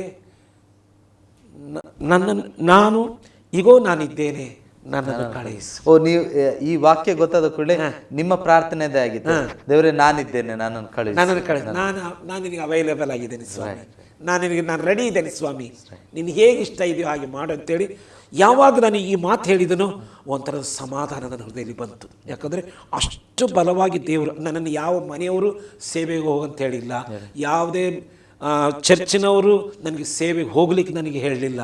ನನಗೆ ನೇರವಾಗಿ ದೇವರು ಈ ವಾಕ್ಯದ ಮೂಲಕವಾಗಿ ನನ್ನ ಹೃದಯ ಸಂಗಡ ಬಲವಾಗಿ ಮಾತನಾಡಿ ನನ್ನನ್ನು ಅಂದು ಸೇವೆ ಕರೆದಿದ್ದಾನೆ. ಹಾಗಾಗಿ ಇಷ್ಟು ದೀರ್ಘಕಾಲ ನನ್ನ ಕರ್ತನ ಸೇವೆಯಲ್ಲಿ ಇರಲಿಕ್ಕೆ ಕಾರಣ ಆ ದೇವರ ಕರೆಯುವಿಕೆ. ಈಗಲೂ ನಿನ್ನೆನೇ ಕರೆದಿದ್ದಾನೋ, ಈಗ ಸ್ವಲ್ಪ ಹೊತ್ತಿನ ಮೊದಲು ನನ್ನ ದೇವರು ಕರೆದಿದ್ದಾನೋ ಅನ್ನೋಷ್ಟರ ಮಟ್ಟಿಗೆ ಅದು ನನ್ನಲ್ಲಿ ಕೆಲಸ ಮಾಡ್ತಾ ಇದೆ. ಕೇಳಲಿಕ್ಕಿದ್ದ ಒಂದು ಪ್ರಶ್ನೆ ಇತ್ತು ನಂದು, ಏನಂದ್ರೆ ನಾನು ನಿಮಗೆ ಗೊತ್ತಿದೆ, ನಾನು ಬರೀ ಸಣ್ಣ ಪ್ರಾಯದಿಂದ ನಿಮ್ಮನ್ನು ಬಲ್ಲೇನು. ನನಗಿನ್ನೂ ನೆನಪಿದೆ, ನಾನು ಹೆಚ್ಚು ಕಡಿಮೆ 2nd ಸ್ಟ್ಯಾಂಡರ್ಡ್, ಅಂದರೆ ಹೆಚ್ಚು ಕಡಿಮೆ 7 ವರ್ಷ ಪ್ರಾಯ ಇರ್ಬೋದು ಪಾಸ್ಟ್ರೆ. ನೀವು ನಮ್ಮ ಮನೆಗೆ ಬಂದಿದ್ರಿ. ಅಂದರೆ ನನಗೆ ಯಾಕೆ ನಾನು ಇದನ್ನು ಹೇಳ್ತಿದ್ದೆ ಅಂದರೆ, ನಾನು ಬಾಲ್ಯದಿಂದ ನಿಮ್ಮನ್ನು ಬಲ್ಲೇನು. ನಿಮ್ಮಲ್ಲಿ ಇವತ್ತಿಗೂ ನಾನು ಈ ಪ್ರಶ್ನೆ ಕೇಳಲಿಕ್ಕಿದ್ದ, ನೀವೀಗ ಹೇಳುವ ಆನ್ಸರಿಗೆ ನಾನು ಏನಂದರೆ, 44 ವರ್ಷಗಳ ಕಾಲದಿಂದ ನೀವು ಅದೇ ಉಲ್ಲಾಸ, ಅದೇ ಹುಮ್ಮಸ್ಸಲ್ಲಿ ಇರಲಿಕ್ಕೆ ತುಂಬ ಕಷ್ಟ. ಯಾಕಂದರೆ ಫೆಡ್ ಆಫ್ ಅಂತ ಹೇಳ್ತೇವೆ, ನಮಗೆ ಈಗ ಅನೇಕ ಜನ ಈ ಅಕೌಂಟ್ಸ್ ಅಥವಾ ಯಾವುದೋ ಕೆಲಸದಲ್ಲಿ ಇದ್ದವರು ಅವ್ರು ಹೇಳ್ತಾರೆ, ನಮಗೆ ಸಾಕಾಯ್ತು, ನಮ್ಮ ಮಕ್ಕಳಿಗೆ ಇದೊಂದು ತುಂಬ ಹೇಳ್ತಾರಲ್ಲ, ಯಬ್ಬ ನಾನು ಕಷ್ಟಪಟ್ಟದ್ದು ಸಾಕಪ್ಪ, ಇನ್ನು ನನ್ನ ಮಕ್ಕಳಿಗೆ ಇದೆಲ್ಲ ವೃತ್ತಿ ಬೇಡ, ಯಾಕಂದರೆ I am tired of doing this, ನನಗೆ ಸಾಕಾಗಿದೆ ಈ ಕೆಲಸ ಮಾಡಿ. ಆದರೆ ನಿಮ್ಮ ಉತ್ಸಾಹ ಅಂದರೆ 44 ವರ್ಷಗಳ ಆಗ ಏನು ನೋಡಿದ್ದೇವೆ, ಐ ಮೀನ್ ಇವನ್ ನನ್ನ 12 ನೀವೀಗ ಆಗತಾನೆ ಮಾತಾಡ್ತಿದ್ರಿ ಬೇಸಿಗೆ ರಜೆಯಲ್ಲಿ ದೇವರ ಏನೋ ನಿಮ್ಮ ಲೈಫಲ್ಲಿದ್ದ ನೀವು ಅದನ್ನೇ ನೀವು ಮಾಡಿದ್ದೀರಿ ಅಂದರೆ ನಾನು ಸಾಕ್ಷಿ ಅದಕ್ಕೆ. ಯಾಕೆಂದರೆ 12 ವರ್ಷ ಪ್ರಾಯದಲ್ಲಿ ನನ್ನ ಬದುಕಲ್ಲಿ ಅದೊಂದು ದೊಡ್ಡ ಬದಲಾವಣೆ ಇದೇ ಬೈಬಲ್ ಸ್ಕೂಲಲ್ಲಿ ಆದದ್ದು ನಿಜವಾಗಿ. ಸೊ ಈಗ ಈ ಸುವಾರ್ತೆ ಸೇವೆಗೆ ನೀವು ಬಂದಿರಿ ಪಾಸ್ಟರ್. ಅಂದರೆ ಈ ಬಹಳ ಸುಂದರವಾದ ಮಾತು. ಅಂದರೆ ದೇವರು ನಮ್ಮನ್ನು ಕರೆಯುವುದಾದ್ರೆ ಅದು ಆತನು ನಮಗೆ ಅದು ಸಾಕು ಅಂತ ಆಗುವುದೇ ಇಲ್ಲ. ನಿನ್ನೆ ಅದೇ ನೀವು ಹೇಳ್ತೀರಿ, ನಿನ್ನೆ ಕರೆದಾಗೆ ಫೀಲ್ ಆಗ್ತದೆ ನನಗೆ. ಯಾಕಂತ ಹೇಳಿದ್ರೆ ಅಷ್ಟು ಎನರ್ಜಿ ಹಿಂದಿಂದ ದೇವರು ಪುಷ್ ಮಾಡ್ತಾರೆ ನಮ್ಮ ಲೈಫಲ್ಲಿ ಅಂತ. ಈಗ ಪಾಸ್ಟರ್ ಒಂದು ಪ್ರಶ್ನೆ, ಇದು ಸ್ವಲ್ಪ ಪರ್ಸನಲ್. ಏನಂದರೆ ಒಂದು ವೇಳೆ ಆಗಿನ ಕಾಲದಲ್ಲಿ ಹೆಚ್ಚು ಕಡಿಮೆ 17, 18, 19 ವರ್ಷ ಆಗಿರ್ಬೋದು ಪಾಸ್ಟರ್, ನೀವು ಬಾಲ್ಯಪ್ರಾಯದಿಂದಲೂ ಆ ಯೌವನಸ್ಥರಾಗ ನೀವು ನಿಜವಾಗಿ ಏನಾಗಬೇಕು ಅಂತ ಅಪೇಕ್ಷಿಸಿದ್ದೀರಿ ಪಾಸ್ಟರ್? ಅದರ್ ದೆನ್ ಈಗ ಅದಲ್ಲದೆ ಗಾಸ್ಪಲ್ ಅಲ್ಲದೆ ಸ್ವಾರ್ಥಿಕರಲ್ಲದೆ ಏನು, ಯಾಕಂದರೆ ನಿಮಗೆ ಸಡನ್ ಕಾಲ್ ಬಂದದ್ದು ಪಾಸ್ಟರ್, ಒಂದು ಮನಸ್ಸಲ್ಲಿ ಏನಾಗಬೇಕು, ಒಂದು ಅಲ್ಲಿ ಟೀಚರ್ ಆಗಬೇಕು ಅಂತ ಇತ್ತ ಅಥವಾ ಬೇರೆ ಏನಾದರೂ ಯಾವುದು ಆಸೆ ಇತ್ತು? ಅಲ್ಲ, ನನಗೆ ಆಗ ಆ ಸಂದರ್ಭದಲ್ಲಿ ನಮ್ಮ ಮನೆ ಭಾಳ ಕಷ್ಟದಲ್ಲಿ ಬಡತನದಲ್ಲಿ ಇದ್ದದರಿಂದ ಏನಾದರೂ ಒಂದು ಉದ್ಯೋಗ ಮಾಡಿಕೊಂಡು, ಸರ್ಕಾರಿ ಉದ್ಯೋಗ ಏನಾದ್ರು ಒಂದು ಸ್ವಲ್ಪ ಕಲಿಬೇಕು, ಏನಾದ್ರು ಸರ್ಕಾರಿ ಉದ್ಯೋಗ ಮಾಡಿಕೊಂಡು ಜೀವನ ಮಾಡಬೇಕು, ಕಂಫರ್ಟಾಗಿರಬೇಕು ಅನ್ನೋದೊಂದು ಸಣ್ಣ ಫೀಲಿಂಗ್ ಇತ್ತು. ಆದರೆ ಒಮ್ಮೆ ನನಗೆ ಯಾವಾಗ ನಾನು ಯೇಸು ಕ್ರಿಸ್ತನ ಹೃದಯ ರಕ್ಷಕನ ಅಂಗೀಕಾರ ಮಾಡಿಕೊಂಡು ನನ್ನ ಟೋಟಲ್ ವಿಷನೇ ಚೇಂಜ್ ಆಯ್ತು. ಈ ಒಂದೇ ಗುರಿ, ಒಂದೇ ಆಸೆ, ನಾನು ದೇವರ ಸೇವೆ ಮಾಡಬೇಕಂತೇಳಿ. ಆದರೆ ಅದು ಹೇಗೆ ಸಂದರ್ಭ ಬರುತ್ತೋ ನಾನು ಅವಕಾಶಕ್ಕಾಗಿ ನಾನು ಕಾಯ್ತಾ ಇದ್ದೆ. ಮತ್ತು ಒಂದಂತೂ ನಾನು ಹೇಳಬಲ್ಲೆ, ಇಷ್ಟು ವರ್ಷ ಸೇವೆ ಮಾಡಿದ್ದೇನಲ್ಲ, ಇದುವರೆಗೆ ಸೇವೆ ಮಾಡಿ ನನಗೆ ಬೇಜಾರಾದದ್ದಿಲ್ಲ. ಇದರಲ್ಲಿ ನನಗೆ ಸಂತೋಷ ಬಿಟ್ಟರೆ ಅಲ್ಲ, ಇನ್ನು ಸಂತೋಷವೇ ಬಿಟ್ಟರೆ ಬೇಜಾರಂತ ನೀವು ಹೇಳಲಿಕ್ಕಿಲ್ಲ. ಎರಡನೇದಾಗಿ ನನಗೆ ಇನ್ನೂ ಮಾಡಬೇಕಾದದ್ದು ಬಹಳ ಉಂಟು ಅಂತ ಇನ್ನೂ ನನ್ನ ಮನಸ್ಸನ್ನು ಹೇಳ್ತಾ ಉಂಟು. ಒಂದೊಂದು ಸಂದರ್ಭದಲ್ಲಿ ನಾನು ಇನ್ನೂ ಮಾಡಬೇಕಾದ ರೀತಿಯಲ್ಲಿ ನನ್ನ ಕರ್ತನಿಗಾಗಿ ಮಾಡಲಿಲ್ವೋ ಏನೋ ಮತ್ತೊಂದು ಅಳಕೋ ಸಹ ನನ್ನ ಹೃದಯದಲ್ಲಿದೆ. ನಾನು ಇನ್ನೂ ಆ ಕರ್ತನ ಏನೇನು ಬಯಸಿದ್ದು ಅದನ್ನೆಲ್ಲ ಮಾಡಲಿಲ್ವೇನೋ ಅಂತ ಅನ್ನೋಷ್ಟರ ಮಟ್ಟಿಗೂ ನನಗೆ ಮನಸ್ಸಿನಲ್ಲಿ ಉಂಟು. ಆದರೆ ಒಂದಂತೂ ಸಂತೋಷ, ಕರ್ತನ ಸೇವೆಯಲ್ಲಿ ಕರ್ತನ ಸೇವೆ ನಾನು ಸಂತೋಷದಿಂದ ಮಾಡಿದ್ದೇನೆ, ಮಾಡ್ತಾ ಬಂದಿದ್ದೇನೆ. ಅದರ ಅರ್ಥ ಎಲ್ಲ ದಿನ ಸಂತೋಷ ಇತ್ತಂತಲ್ಲ. ಇಡೀ ಸೇವೆ ಉದ್ದಕ್ಕೂ ಸಹ ಏರುಪೇರುಗಳು, ದುಃಖದ ದಿನಗಳು, ಕಷ್ಟದ ದಿನಗಳು, ಕಣ್ಣೀರಿನ ದಿನಗಳು, ಸಂತೋಷದ ದಿನಗಳು ಅನೇಕ ರೀತಿಯಲ್ಲಿ ಇವೆ. ಆದರೆ ಇವೆಲ್ಲವುಗಳ ಮಧ್ಯದಲ್ಲಿ ಸಹ ಎಲ್ಲ ಗ್ರಹಿಕೆಯ ಮೇರುವ ದೇವರ ಸಮಾಧಾನ ನನ್ನೊಳಗಿರೋದರಿಂದ ಇದೆಲ್ಲವನ್ನು ಮುಚ್ಚಾಕಿ ಇವತ್ತು ಸಂತೋಷವಾಗಿ ಇಷ್ಟು ವರ್ಷ ಸೇವೆ ಮಾಡಲಿಕ್ಕೆ ದೇವರು ಕೃಪೆ ಕೊಟ್ಟಿದ್ದಾನೆ. ಮತ್ತು ಒಂದಂತ ಹೇಳಬಲ್ಲೆ, ದೇವರ ಸೇವೆಗೆ ಮಾತ್ರ ರಿಟೈರ್ಮೆಂಟ್ ಅಂತ ಇಲ್ಲ.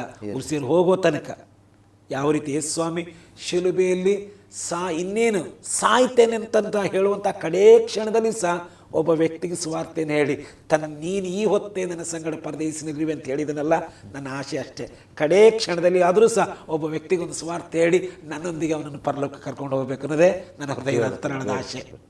ಪ್ರೇರನ್, ನೀವು ವೀಕ್ಷಿಸ್ತಿರುವಂಥದ್ದು ಆಸರೆ ಟಿವಿಯಲ್ಲಿ ಸುವಾರ್ತಿಕ ಎನ್ನುವಂಥ ಕಾರ್ಯಕ್ರಮವನ್ನು ನೀವು ವೀಕ್ಷಿಸ್ತಾ ಇದ್ದೀರಿ. ನಮ್ಮೊಂದಿಗೆ ಪಾಸ್ಟರ್ ಜೋಸೆಫ್ ಜಮಖಂಡಿ ಅವರಿದ್ದಾರೆ. 20ನೇ ಹಾಗೂ 21ನೇ ಶತಮಾನದ ಅಪೋಸ್ತಲರು, ಕರ್ನಾಟಕ ರಾಜ್ಯದಲ್ಲಿ ಬಹಳ ಸುದೀರ್ಘವಾಗಿ ಸುವಾರ್ತೆ ಸೇವೆಯನ್ನು ಮಾಡಿದವರು ಮಾತ್ರವಲ್ಲದೆ ಅನೇಕ ದೇವರ ಸೇವಕರುಗಳನ್ನು ದೇವರ ಸೇವೆಗೋಸ್ಕರ ಪ್ರೇರೇಪಿಸಿದವರು ಹಾಗೂ ದೇವರ ಸಂದೇಶಕರು ಆಗಿದ್ದಾರೆ. ಈ ಸಮಯದಲ್ಲಿ ನಮ್ಮ ಮಧ್ಯೆಯಲ್ಲಿ ಪಾಸ್ಟರ್ ಜೋಸೆಫ್ ಜಮಖಂಡಿ ಅವರಿದ್ದಾರೆ. ನೀವು ವೀಕ್ಷಿಸ್ತಿರುವುದು ಪಾಸ್ಟರ್ ಜೋಸೆಫ್ ಜಮಖಂಡಿ ಅವರೊಂದಿಗಿರುವ ಸಂದರ್ಶನವನ್ನು. ಪಾಸ್ಟರ್, ಇನ್ನೊಂದು ಪ್ರಶ್ನೆ ಹೇಳಿ. ನಮಗೆ ಅನೇಕ ಸಾಕ್ಷಿಗಳನ್ನು ನಾವು ಕೇಳಿದೆವು. ಅದರಲ್ಲಿ ಕರಪತ್ರದ ಮೂಲಕವಾಗಿ ನೀವು ಅಂದರೆ ಅಟ್ ಪ್ರೆಸೆಂಟ್ ಈಗಿನ ಕಾಲದಲ್ಲಿ ಅವುಗಳೆಲ್ಲ ಸ್ವಲ್ಪ ಕಡಿಮೆ ಆಗಿದೆ ಕರಪತ್ರಗಳನ್ನು. ಇನ್ಫ್ಯಾಕ್ಟ್ ನನ್ನ 12ನೇ ವರ್ಷ ಪ್ರಾಯದಲ್ಲಿ ನೀವೇ ನನಗೊಂದಿಷ್ಟು ಬಂಡಲ್ ಕೊಟ್ಟು ಕರಪತ್ರ ಹಂಚಲಿಕ್ಕೆ ಮಲ್ಪೆ ಕಡೆಗೆ ಬಿಟ್ಟಿದ್ರಿ. ನಾನು ಆ ಸ್ಥಳಗಳಿಗೆ ನಾನು ಹೇಳ್ತೇನೆ, ನಾನು ತುಂಬ ವರ್ಷಗಳ ಹಿಂದೆ ನಾನು ಹೋದ ನನಗೆ ಇನ್ನೂ ನೆನಪಿದೆ ಆ ಸ್ಥಳಗಳಲ್ಲಿ. ಫಸ್ಟೇ ನಿಮ್ಮ ಆ ಔಟ್ರೀಚ್ ಮತ್ತು ಕರಪತ್ರದ ಸೇವೆ ಬಗ್ಗೆ ನಿಮಗೆ ಏನು ಅನಿಸಿದೆ? ನಿಮಗೆ ಏನು ಅನಿಸ್ತದೆ ಆ ಸೇವೆಗಳು ನೆನೆಸುವಾಗ? ಯಾಕಂದ್ರೆ ಈಗ ಇಲ್ಲಲ್ಲ, ಈಗ ಇಲ್ಲ. ಆದರೆ ಒಂದು ನೋಡಿ, ದೇವರು ಯೇಸು ಸ್ವಾಮಿ ಲೋಕ ಬಿಟ್ಟು ಹೋಗುವಾಗ ಒಂದು ಮಾತು ಹೇಳಿ ಹೋದ, ನೀವು ಜಗತ್ತಿಗೆಲ್ಲ ಹೋಗಿ ಎಲ್ಲ ಜನರಿಗೆ ನನ್ನ ಸುವಾರ್ತೆಯನ್ನು ಹೇಳಿ, ಎಲ್ಲರಿಗೂ ಸುವಾರ್ತೆಯನ್ನು ಸಾರಿ ಜನರನ್ನು ನನ್ನ ಶಿಷ್ಯರನ್ನಾಗಿ ಮಾಡ್ರಿ ಅಂತಂದ. ಕ್ರಿಶ್ಚಿಯನ್ರಾಗಿ ಮಾಡಿ ಹೇಳಿಲ್ಲ, ನನ್ನ ಶಿಷ್ಯರನ್ನಾಗಿ. ಅಂದ್ರೆ ನಾವು ಶಿಷ್ಯರು, ಅವನು ನಮ್ಮ ಗುರು. ಆ ಗುರುವನ್ನು ಹಿಂಬಾಲಿಸೋರಷ್ಟೇ ನಾವು. ಶಿಷ್ಯರನ್ನಾಗಿ ಮಾಡ್ರಿ. ಹಾಗೆ ನೀವು ಸಾರುವ ಸುವಾರ್ತೆಯನ್ನು ಕೇಳಿ ಯಾರು ಶಿಷ್ಯರಾಗ್ತಾರೋ ಅವರಿಗೆ ತಂದೆ ಮಗ ಪರಿಶುದ್ಧಾತ್ಮನ ಹೆಸರಲ್ಲಿ ದೀಕ್ಷಾಸನ ಮಾಡಿಸಿರಿ. ಮತ್ತು ನಾನು ನಿಮ್ಗೆ ಏನೇನು ಬೋಧಿಸಿದೇನೋ ಅದನ್ನೆಲ್ಲ ಅವರಿಗೂ ಬೋಧಿಸಿ ಅವರನ್ನು ನಂಬಿಕೆಯಲ್ಲಿ ದೃಢಪಡಿಸಿ ಬೆಳೆಸಿರಿ ಎಂಬುದಾಗಿ ಹೇಳಿದ್ದಾನೆ. ಈಗ ನಾವು ಸುವಾರ್ತೆ ಸಾರಲಿಕ್ಕೆ ಮೊದಲನೇ ಪ್ರೇರಣೆ ಯೇಸು ಕ್ರಿಸ್ತನೇ. ಯಾಕಂದರೆ ಯೇಸು ಸ್ವಾಮಿ ಸೇವೆಗೆ 33.5 ವರ್ಷ ಆತನ ಲೋಕದಲ್ಲಿದ್ದ. 30 ವರ್ಷ ಆತನ ಜೀವನ ಟೋಟಲಿ ಖಾಸಗಿಯಾಗಿತ್ತು. 30 ವರ್ಷ ಆಗುವಾಗ ಆತನು ಸ್ನಾನಿಕನಾದ ಯೋಹಾನ ಬಳಿಗೆ ಬಂದು ಯೋರ್ದಾನದಲ್ಲಿ ದೀಕ್ಷಾಸನ ಮಾಡಿಸಿಕೊಂಡ ನಂತರ ತನ್ನದೇ 12 ಮಂದಿ ಶಿಷ್ಯರನ್ನು ಕಟ್ಟಿಕೊಂಡು ಆ ಕಡೆ ತನ್ನ ಜೀವನದ ಬರೀ 3.5 ವರ್ಷ ಇಡೀ ಇವತ್ತು ನಾವೇನು ಹೇಳ್ತೀವಿ ಇಸ್ರಾಯೇಲ್ ದೇಶ, ಅವತ್ತಿನ ದಿವಸಗಳಲ್ಲಿ ಭೌಗೋಳಿಕವಾಗಿ ಯೂದಾಯ, ಗಲಿಲಾಯ, ಸಮಾರ್ಯ ಅಂತೇಳಿ ಸೀಮೆಗಳಂತ ಕರೀತಾ ಇದ್ದರು. ಈ 12 ಮಂದಿ ಶಿಷ್ಯರನ್ನು ಕಟ್ಟಿಕೊಂಡು ಇಡೀ ಆ ದೇಶವನ್ನೇ ಬರೀ ಕಾಲ್ನಡಿಗೆಯಲ್ಲಿ ಜಾಲಾಡಿಸಿದಾನೆ ಆತನು ಹೋಗದೇ ಇರುವ ಹಳ್ಳಿಗಳಿಲ್ಲ, ಪಟ್ಟಣಗಳಿಲ್ಲ, ಆತನು ಹೋಗದೇ ಇರುವಂಥ ಗುಡ್ಡಗಳಿಲ್ಲ, ತಗ್ಗುಗಳಿಲ್ಲ. ಅಷ್ಟು ಮೈ ಮುರಿದು ಸೇವೆ ಮಾಡಿದ. ಹಗಲಂತಿಲ್ಲ, ರಾತ್ರಿ ಅಂತಿಲ್ಲ, ಊಟ ಇದೆಯೋ ಊಟ ಇಲ್ವೋ, ನಿದ್ರೆ ಇದೆಯೋ ನಿದ್ರೆ ಇಲ್ವೋ, ಏನು ಬೇಜಾರಿಲ್ಲದೇನೆ ಯೇಸು ಸೇವೆ ಮಾಡಿದ. ಆತನಿರಿದಂಥ ಹುಮ್ಮಸ ಶಿಷ್ಯರಿಗೆ ಪ್ರೇರಣೆಯಾಗಿತ್ತು. ಆ ಥರ ಶಿಷ್ಯರನ್ನು ಟ್ರೈನ್ ಅಪ್ ಮಾಡಿದ. ಆ ರೀತಿ ಅದಕ್ಕೋಸ್ಕರ ಗ್ರೇಟ್ ಟೀಚರ್ ಮಾಸ್ಟರ್. ನಿಜ. ಆತನು ಏನು ಮಾಡಿದ, ಆತನು ಮೊದಲು ಯೇಸು ಸ್ವಾಮಿಗೆ ಈ ಲೋಕದಲ್ಲಿ ನಾಶವಾಗಿ ಹೋಗುವಂಥ ಆತ್ಮಗಳ ಬಗ್ಗೆ ಆತನು ಭಾಳ ಚಿಂತೆ ಉಳ್ಳವನಾಗಿದ್ದ. ಅದಕ್ಕಾಗಿ ಒಂದ್ಸರಿ ಯೇಸು ಸ್ವಾಮಿ ಶಿಷ್ಯರಿಗೆ ಹೇಳ್ತಾನೆ, ಬೆಳೆಯು ಬಹಳ, ಕೆಲಸದವರು ಸ್ವಲ್ಪ ಜನ, ಆದ್ದರಿಂದ ಬೆಳೆ ಯಜಮಾನ ಹತ್ರ ಕೊಯ್ಯೋರಿಗೋಸ್ಕರವಾಗಿ ನೀವು ಬೇಡಿಕೊಳ್ಳ್ರಿ. ಕುರುಬಲ್ಲದ ಕುರಿಗಳ ಹಾಗೆ ತೊಳಲಿ ಬಳಲುತ್ತಿರುವಂಥ ಈ ಜನರನ್ನು ನೋಡುವಾಗ ನನಗೆ ಕನಿಕರ ಆಗತ್ತೆ ಅಂತ ಹೇಳಿದ. ಅಂದರೆ ಜನರು ಸ್ವರ್ಗವನ್ನು ಕಳ್ಕೊಂಡು ನರಕಕ್ಕೆ ಹೋಗೋದಂತಂದರೆ ಆತನಿಗೆ ಊಹಿಸಲಿಕ್ಕೂ ಆಗ್ತಿರಲಿಲ್ಲ. ಅಷ್ಟರ ಮಟ್ಟಿಗೆ ಆತನಿಗೆ ಸಂಕಟ. ಹಾಗಾಗಿ ತನ್ನೊಳಗಿದ್ದ ಭಾರವನ್ನು ಶಿಷ್ಯರ ಹೃದಯಕ್ಕೆ ಹಾಕಿದ. ಅದನ್ನು ಶಿಷ್ಯರ ಹೃದಯಕ್ಕೂ ಆತನು ಹಾಕಿದನು. ಆಮೇಲೆ ಯೇಸು ಸ್ವಾಮಿ ಎಷ್ಟರ ಮಟ್ಟಿಗೆ ಭಾರ ಉಳ್ಳವರೆಂದರೆ ಇವನು ಯೆರೂಸಲೇಮಿನ ಬೀದಿಯಲ್ಲಿ ನಡೀತಿರ್ಬೇಕಾದ್ರೆ ಆತನು ಕಣ್ಣೀರು ಬಿಟ್ಟನ ತೋರ್ತೀವಿ ಆ ಪಟ್ಟಣ ಜನರಿಗೋಸ್ಕರ. ಅಯ್ಯೋ ಇವರು ಈ ಸಮಾಧಾನ ಸುವಾರ್ತೆಯನ್ನು ತಿರಸ್ಕಾರ ಮಾಡ್ತಾ ಇದ್ದಾರಲ್ಲ, ತಿರಸ್ಕಾರ ಮಾಡಿದಕ್ಕಾಗಿ ಆತನು ಕಣ್ಣೀರು ಬಿಟ್ಟನ ತೋರ್ತೀವಿ. ಏನು ಯೇಸು ಕ್ರಿಸ್ತನ ಆತನು ಗೋಲ್ಗೊತಾ ಗುಡ್ಡದ ಕಡೆಗೆ ತನ್ನ ಭಾರವಾದ ಶಿಲುಬೆಯನ್ನು ತನ್ನ ಮೇಲೆ ಹೊಗಲ ಮೇಲೆ ಹೊತ್ತುಕೊಂಡು ಆತನು ಗೋಲ್ಗೊತಾ ಗುಡ್ಡದ ಕಡೆಗೆ ಹೋಗ್ತಾ ಇದ್ದ. ಕಾಲುಗಳಿಗೆ ಮುಳ್ಳು ಚುಚ್ಚುತ್ತಾ ಉಂಟು, ಇಡೀ ಬೆನ್ನೆಲ್ಲ ಹರಿದು ಚಿಂದಿ ಆಗಿದೆ, ಕೊರಡೆಗಳಿಂದ ಹೊಡೆದ ನೋವು, ಇಡೀ ಮೈಯೆಲ್ಲ ನೋವು, ಬೇನೆಗಳ ಮಧ್ಯದಲ್ಲಿ ಭಾರವಾದ ಶಿಲುಬೆಯನ್ನು ಹೊತ್ತುಕೊಂಡು ಆತನು ಹೋಗ್ತಿರಬೇಕಾದ್ರೆ ಯೆರೂಸಲೇಮಿನ ಸ್ತ್ರೀಯರು ದಾರಿಯಲ್ಲಿ ಎದೆ ಬಡ್ಕೊಂಡು ಅಳ್ತಾ ಇದ್ದರು. ಆ ಯೇಸು ಸ್ವಾಮಿ ತನ್ನ ನೋವಿನ ಮಧ್ಯದಲ್ಲಿ ಆ ಹೆಣ್ಣು ಮಕ್ಕಳ ಕಡೆಗೆ ದೃಷ್ಟಿಸಿ ನೋಡಿ ಹೇಳ್ತಾನೆ, ನನಗಾಗಿ ನೀವು ಅಳಬೇಡಿ. ಯಾಕಂದರೆ ಇದೆಲ್ಲ ನಾನು ನಿಮಗಾಗಿ, ನಿಮ್ಮ ರಕ್ಷಣೆಗಾಗಿ ಇದೆಲ್ಲ ನಾನು ಅನುಭವಿಸಬೇಕಾದದ್ದು ದೇವರ ಅನಾದಿ ಸಂಕಲ್ಪ. ಅದು ನೆರವೇರಲಿ. ನನಗಾಗಿ ಅಳಬೇಡ್ರಿ, ಹೋಗಿ ನಿಮಗಾಗಿ ನಿಮ್ಮ ಮಕ್ಕಳಿಗೋಸ್ಕರ ಅಳ್ರಿ. ಯಾಕಂದರೆ ಅವರ ಆತ್ಮಚಿಂತೆ, ಅವರ ಆತ್ಮರಕ್ಷಣೆ ಬಗ್ಗೆ ಸ್ವಾಮಿ ಆ ನೋವಿನಲ್ಲಿ ಚಿಂತೆ ಮಾಡ್ತಾ ಇದ್ದನು. ತ್ಯಾಗದ ಈಗ ನೋಡಿ, ಇವತ್ತು ನಾವು ಸ್ವಾರ್ಥ ಸೇವೆಗೆ ಇಳಿಲಿಕ್ಕೆ ಕಾರಣ ಬೇರೆ ಯಾರ ನೋಡಿ ನಾವು ಇಳಿದದ್ದಲ್ಲ, ಆತನೇ ನಮಗೆ ಸ್ಫೂರ್ತಿ ಅಲ್ಲ, ಆತನೇ ನಮಗೆ ಸ್ಫೂರ್ತಿ. ಆ 3.5 ವರ್ಷ ಮಾಡಿದ ಕೆಲಸ ರೆಸ್ಟ್ಲೆಸ್ ಆಗಿ ಆತನ ಕೆಲಸ ಮಾಡಿದ. ಅಷ್ಟೇ. ಇದರ ಮಧ್ಯದಲ್ಲಿ ಇನ್ನೊಂದು ಈ ಕರಪತ್ರದ ವಿಷಯ ಬಂದ, ನಿಮಗೆ ಈ ಕರಪತ್ರದ ಸೇವೆ ಮೂಲಕವಾದ ಯಾವುದಾದ್ರು ಒಂದು ವಿಶೇಷ ಘಟನೆ ನೆನಪುಂಟ? ಒಂದು ಬಹಳ ವಿಚಿತ್ರವಾಗಿ ನಾನು ಕರಪತ್ರವನ್ನು ಕೊಟ್ಟಾಗ ಅಥವಾ ಅದು ಎಲ್ಲಿಯೋ ಸಿಕ್ಕಿತು, ಅದರ ಮೂಲಕವಾಗಿ ನಿಮ್ಮ ಇಂಥ ಘಟನೆಗಳು ಕೇಳಿದ್ದೇನೆ ಕೆಲವೆಲ್ಲ. ಅಂದರೆ ನಿಮ್ಮದು ಅಂತ ಗೊತ್ತು, ನೀವು ನೆನಪಿಸಿಕೊಳ್ಳುವಂಥ ಒಂದು ಘಟನೆ. ಯಾಕಂದರೆ ನನಗೆ ಇದಕ್ಕಿಂತ ಮೊದಲು ಬೇರೆ ಒಂದು ವಿಷಯಗಳಲ್ಲಿ ನನಗೆ ನೆನಪುಂಟು. ಒಬ್ಬ ವ್ಯಕ್ತಿ ಅಚಾನಕ್ಕಾಗಿ ಬಂದು ನಿಮ್ಮ ಹತ್ರ ಸುವಾರ್ತೆಯನ್ನು ಕೇಳಿದನ್ನು ಒಂದೆರಡು ಘಟನೆ ನಾನು ಮೊದಲು ನೀವು ಹೇಳುವುದನ್ನು ಕೇಳಿದೆ. ಈ ಕರಪತ್ರದ ಮೂಲಕವಾಗಿ ಏನಾದರೂ ಒಂದು ವಿಶೇಷ ಒಂದು ಕಾರ್ಯ ನಡೆದದನ್ನು ಒಂದನ್ನು ಹೇಳ್ಬೋದು, ಸಾವಿರಾರು ಇರ್ಬೋದು. ಖಂಡಿತ ಹೇಳ್ತೇನೆ. ಒಂದಿನ ನಾನು ನಮ್ಮ ಸಭೆ ಕೆಲವು ಯವನಸ್ಥರನ್ನು ಸಭೆ ಜನಗಳನ್ನು ಕರ್ಕೊಂಡು ಇಲ್ಲೇ ಉಡುಪಿ ಹತ್ತಿರ ಒಂದು ಊರಿಗೆ ಹೋಗ್ತಾ ಇದ್ದೆ. ನಮ್ಮ ಸಭೆ ವಿಶ್ವಾಸಿಗಳ ವಿಸಿಟ್ ಮಾಡೋದಕ್ಕಾಗಿ ಹೋಗ್ತಿರ್ಬೇಕಾದ್ರೆ ಎಲ್ಲರ ಕೆಲವು ಕರಪತ್ರ ಹಿಡ್ಕೊಂಡು ದಾರಿ ಉದ್ದಕ್ಕೆ ಹಂಚಿಕೊಂಡು ಅವ್ರ ಊರಿಗೆ ಹೋಗ್ತಾ ಇದ್ವಿ. ಒಂದು ದೊಡ್ಡ ಹೋಟೆಲ್ ಅದು, ಒಂದು ಲಾಡ್ಜು, ಒಂದು ನಾನ್ ವೆಜ್ ಹೋಟೆಲ್ ಅದು. ಕಡೆಗೆ ನಮ್ಮವರೊಬ್ಬರು ಏನು ಮಾಡಿದರು, ಆ ಹೋಟೆಲಿನ ಮ್ಯಾನೇಜರ್ ಕೂತಿರ್ತಾರಲ್ಲ, ಅವ್ರ ಕೈಯಲ್ಲಿ ಒಂದು ಕರಪತ್ರ ಕೊಟ್ಟರು. ಅವ್ರೇನು ಮಾಡಿದ ಒಂಥರ ನೆಗ್ಲೆಕ್ಟ್ ಮಾಡಿ ಅಲ್ಲಿ ಅವನ ಟೇಬಲ್ ಪಕ್ಕದಲ್ಲಿ ಒಬ್ಬ ಅವರ ಹೋಟೆಲಿರುವಂಥ ಕುಕ್ಕಿದ್ದ. ಆ ಕುಕ್ಕಿಗೆ ನೋಡಿ ಏನೋ ಕೊಟ್ಟಿದ್ದಾರೆ ತಗೊಳ್ಳೋ ಅಂತೇಳಿ ಒಂದು ರೀತಿಯಲ್ಲಿ ನೆಗ್ಲೆಕ್ಟ್ ಆಗಿ ಆ ಕರಪತ್ರ ಅವನ ಕೈಯಲ್ಲಿ ಕೊಟ್ಟರು. ಆದರೆ ಆ ವ್ಯಕ್ತಿ ಏನು ಮಾಡಿದ, ತನ್ನ ಕೋಣೆಗೆ ಹೋಗಿ ಅದನ್ನು ಬಹಳ ಭಕ್ತಿಯಿಂದ ಅದನ್ನು ಓದಿದ. ಇದು ಏನಿದು, ಇವರು ಈ ಥರ ಕೊಟ್ಟರಲ್ಲ, ಇದೇನಂತ ಕೂತ್ಕೊಂಡು ಓದುವಾಗ ಅವನು ನಿಜವಾಗಿ ಆ ಕರಪತ್ರ ಓದಿ ಅವನ ಹೃದಯದಲ್ಲಿ ದೇವರು ಬಲವಾದ ಕಾರ್ಯ ಮಾಡಿ ಅದರ ಮೂಲಕವಾಗಿ ಏನು ಮಾಡಿದ, ಅವನ ಕಡೆಗೆ ನಮಗೆ ಪತ್ರ ಬರೆದ ಮತ್ತು ಅವನಿಗೆ ನಾವು ಸಲಹೆ ಕೊಟ್ಟಿವಿ. ಕಡೆಗೆ ಅವನು ತನ್ನ ಪಾಪಕ್ಕಾಗಿ ಪಶ್ಚಾತ್ತಾಪ ಪಟ್ಟು ಯೇಸುವನ್ನು ತನ್ನ ಹೃದಯದ ರಕ್ಷಕನಾಗಿ ಅಂಗೀಕಾರ ಮಾಡಿಕೊಂಡ. ನೀವು ಕೊಟ್ಟದೊಬ್ಬರಿಗೆ ಒಂದು ಕೊಟ್ಟದ್ದು ಯಾರಿಗೋ ಕಡೆಗೆ ಅದರಿಂದ ಆದದ್ದು ಪ್ರಯೋಜನ ಮತ್ತೊಬ್ಬರಿಗೆ. ಅವನಿವತ್ತು ತನ್ನ ಕುಟುಂಬ ಸಮೇತವಾಗಿ ಒಂದು ಸಭೆಯಲ್ಲಿ ದೇವರನ್ನ ಆರಾಧಿಸ್ತಾ ಇದ್ದಾನೆ. ಇಂಥವು ಎಷ್ಟೋ ಉದಾಹರಣೆಗಳು. ಇಂಥ ಅನೇಕ ಉದಾಹರಣೆ. ಈಗ ಇದು ಟಿವಿ ಮಾಧ್ಯಮ, ನೀವೀಗ ಮಾತಾಡ್ತಿರುವ ಟಿವಿ ಮಾಧ್ಯಮದಲ್ಲಿ ನನಗೆ ಬುದ್ಧಿ ತಿಳಿದ ಮಟ್ಟಿನಿಂದ ನಾನು ಕೇಳ್ತಿದ್ದಂಥ ಒಂದು ಮಾಧ್ಯಮ ಯಾವುದಂದ್ರೆ ರೇಡಿಯೋ.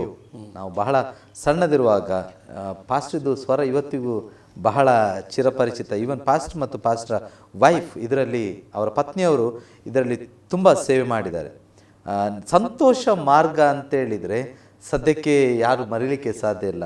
ಸಂತೋಷ ನಿಜವಾದ ನನಗೆ ಅದು ಎಲ್ಲಿವರೆಗೆ ಪಾಸ್ಟ್ರೆ ಅದು ನೆನಪಿತ್ತು, ಎಷ್ಟೋ ದೊಡ್ಡ ಆಗುವವರೆಗೆ ನನಗೆ ಆ ಫುಲ್ ನಿಮ್ಮದೊಂದು ಪರ್ಮನೆಂಟ್ ಒಂದು ಸ್ಟೇಟ್ಮೆಂಟ್ ಇತ್ತು. ಸಂತೋಷ, ನಿಜವಾದ ಸಂತೋಷ, ನಿಜವಾದ ಸಂತೋಷ ಎಲ್ಲಿ ಸಿಗುತ್ತದೆ ಗೊತ್ತಿದೆ.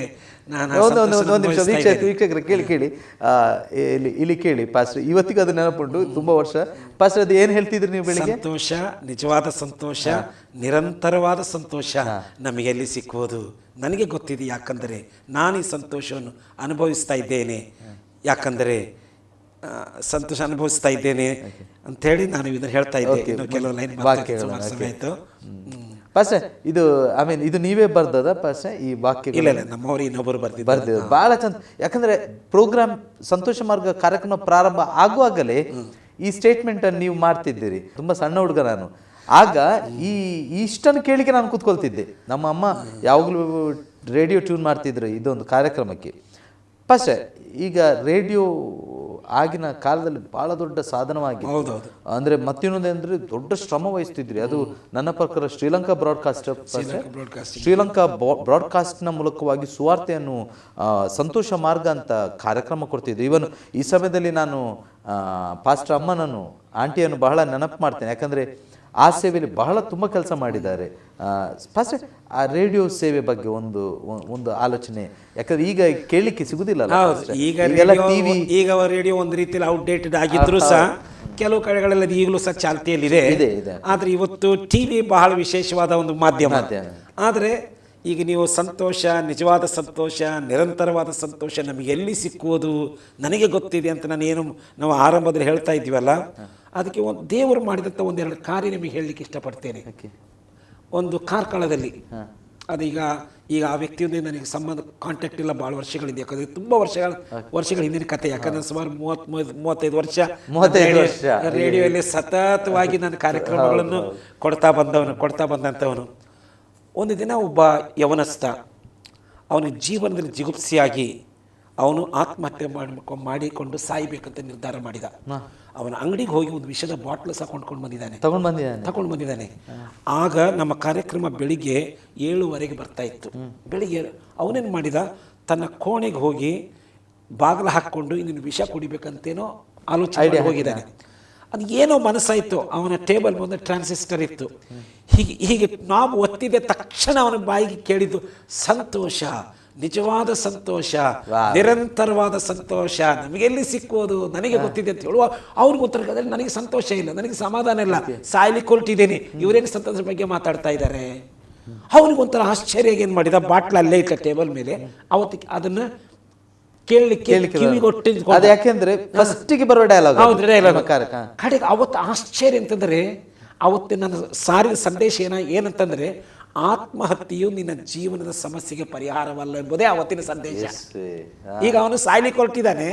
ಅವತ್ತಿನ ಸಂದೇಶ ಆತ್ಮಹತ್ಯೆ ನಿನ್ನ ಜೀವನದ ಸಮಸ್ಯೆಗಳಿಗೆ ಪರಿಹಾರವಲ್ಲ, ಯೇಸು ಕ್ರಿಸ್ತನೇ ಪರಿಹಾರ ಎಂಬುದಾಗಿ ವಿವರವಾಗಿ ಆತ್ಮಹತ್ಯೆ ಪಾಪ, ಇದನ್ನು ಮಾಡಿಕೊಳ್ಳಬಾರದು, ಇದು ನಮ್ಮನ್ನು ನರಕಕ್ಕೆ ನಡೆಸ್ತದೆ ಎಂಬಂಥ ಸಂದೇಶ ಅವನು ಕೇಳಿದ ಮೇಲೆ ಅವನಿಗೊಂದು ರೀತಿಯಲ್ಲಿ ನಿಜವಾಗಿ ದೇವರಾತ್ಮನನ್ನು ಕಾರ್ಯ ಮಾಡಿದವನ ಬಾಟ್ಲಾಚೆ ಬದಿಗಿಟ್ಟ ನಮಗೊಂದು ಪತ್ರ ಬರೆದ. ನಾನು ಏನು ಮಾಡ್ಲಿಕ್ಕೆ ಹೊರಟಿದ್ದೆ, ಇವತ್ತು ಈ ಕಾರ್ಯಕ್ರಮ ನನ್ನ ಜೀವ ಉಳಿಸ್ತು ಅಂತೇಳಿ. ಇವತ್ತು ನನಗೆ ಈ ಕಾರ್ಯಕ್ರಮ ಜೀವ ಉಳಿಸ್ತು ಅಂತೇಳಿ. ನಿಜವಾಗಿಯೂ ಈ ರೀತಿ ಇಂಥವು ಎಷ್ಟೋ ಉದಾಹರಣೆಗಳುಂಟು ದೇವರು ಮಾಡಿದ ಕಾರ್ಯಗಳು. ಅಂದರೆ ರೇಡಿಯೋಗಳ ಮೂಲಕವಾಗಿ ದೇವರು ತನ್ನ ಸ್ವಾರ್ಥೆಯನ್ನು ನಮಗೆ ಹೋಗಲಿಕ್ಕೆ ಆಗದೇ ಇರುವಂಥ ಸ್ಥಳಗಳಿಗೆ, ಹಳ್ಳಿ ಕಾಡು, ಎಲ್ಲೆಲ್ಲೋ ಜಾಗದಲ್ಲಿ, ಈವನ್ ನಾವು ರೇಡಿಯೋ ಸೆಷನ್ಸ್ ಮೂಲಕವಾಗಿ ನಾವು ಪ್ರೋಗ್ರಾಮ್ ಕೊಡ್ತಿರ್ಬೇಕಾದ್ರೆ ಮೆಡಿಟರೇನಿಯನ್ ಸೀನಲ್ಲಿ ಒಬ್ಬ ಸೌತ್ ಕೆನಡಾದವನು ಮೆಡಿಟರೇನಿಯನ್ ಶಿಪ್ನಲ್ಲಿ ಅವನು ಕೆಲಸ ಮಾಡ್ತಾ ಇದ್ದಂಥವನು. ಇದನ್ನ ಹೇಳಿ ನಂಗೆ ಇದು ಬಹಳ ವಿಚಿತ್ರ. ಅಂದ್ರೆ ಶಿಪ್ ಬಾರ್ಡರ್ ಆಗಿ ಹೋಗ್ತಾ ಉಂಟು ಈ ಏರ್ ಸೆಕ್ಷನ್ ಅಲ್ಲಿ, ಮೆಡಿಟರೇನಿಯನ್ ಸಮುದ್ರದಲ್ಲಿ ಹೋಗ್ತಾ ಇತ್ತದು, ಇಲ್ಲೆಲ್ಲ. ಓಕೆ, ಮೆಡಿಟರೇನಿಯನ್ ಸಮುದ್ರದಲ್ಲಿ ಪ್ರಯಾಣ. ಅವನು ಅದರಲ್ಲಿ is an important worker in that ship ನಲ್ಲಿ ಕೆಲಸ. ಆವಾಗ ಸಂತೋಷ ಮಾರ್ಗ ಶಾರ್ಟ್ ವೇವ್ ನಲ್ಲಿ ಬರ್ತಾ ಇತ್ತು ರೇಡಿಯೋ ಸ್ಟೇಷನ್ಸ್ ಮೂಲಕವಾಗಿ. ಅವನಿಗೆ ಏನು ಟ್ಯೂನ್ ಮಾಡುವಾಗ ಈ ಸಂತೋಷ ಸ್ಪಷ್ಟವಾಗಿ ಕೇಳಿ, ಸಂತೋಷ, ನಿಜವಾದ ಸಂತೋಷ, ನಿರಂತರವಾದ ಸಂತೋಷ, ಇದು ನಾವು ಆನ್ ಮಾಡುವಾಗ ಈ ಕಾರ್ಯಕ್ರಮ, ಕನ್ನಡ ಕಾರ್ಯಕ್ರಮ, ಅಯ್ಯೋ ನಾನು ನಮ್ಮ ಊರಿಂದ ಸಾವಿರಾರು ಕಿಲೋಮೀಟರ್ ದೂರದಲ್ಲಿ ಇಲ್ಲಿದ್ದೇನೆ, ಇಲ್ಲಿ ಕನ್ನಡದ ಮೊದಲೇ ಮಾತಾಡ್ತಾ ಇದ್ದಾರಲ್ಲ, ಇದೇನು ಮಾತಾಡ್ತಾ ಇದ್ದಾರೆ ಅಂತೇಳಿ ಅವನು ಗಮನವಿಟ್ಟು ದೇವರ ವಾಕ್ಯ ಕೇಳಿ ಅವನ ಹಡಗನಲ್ಲಿಯೇ ಕುಳಿತುಕೊಂಡು ಒಂದು ಪತ್ರ ಬರೆದು ನಮಗೆ ಪತ್ರ ಬರೆದಿದ್ದ. ನಿಜವಾಗಿಯೂ ನೀವು ಸಾರಿದ ವಾಕ್ಯ ನನಗೆ ಬಹಳಷ್ಟು ಸಮಾಧಾನ ಸಂತೋಷ ತಂದಿತ್ತಂತೇಳಿ.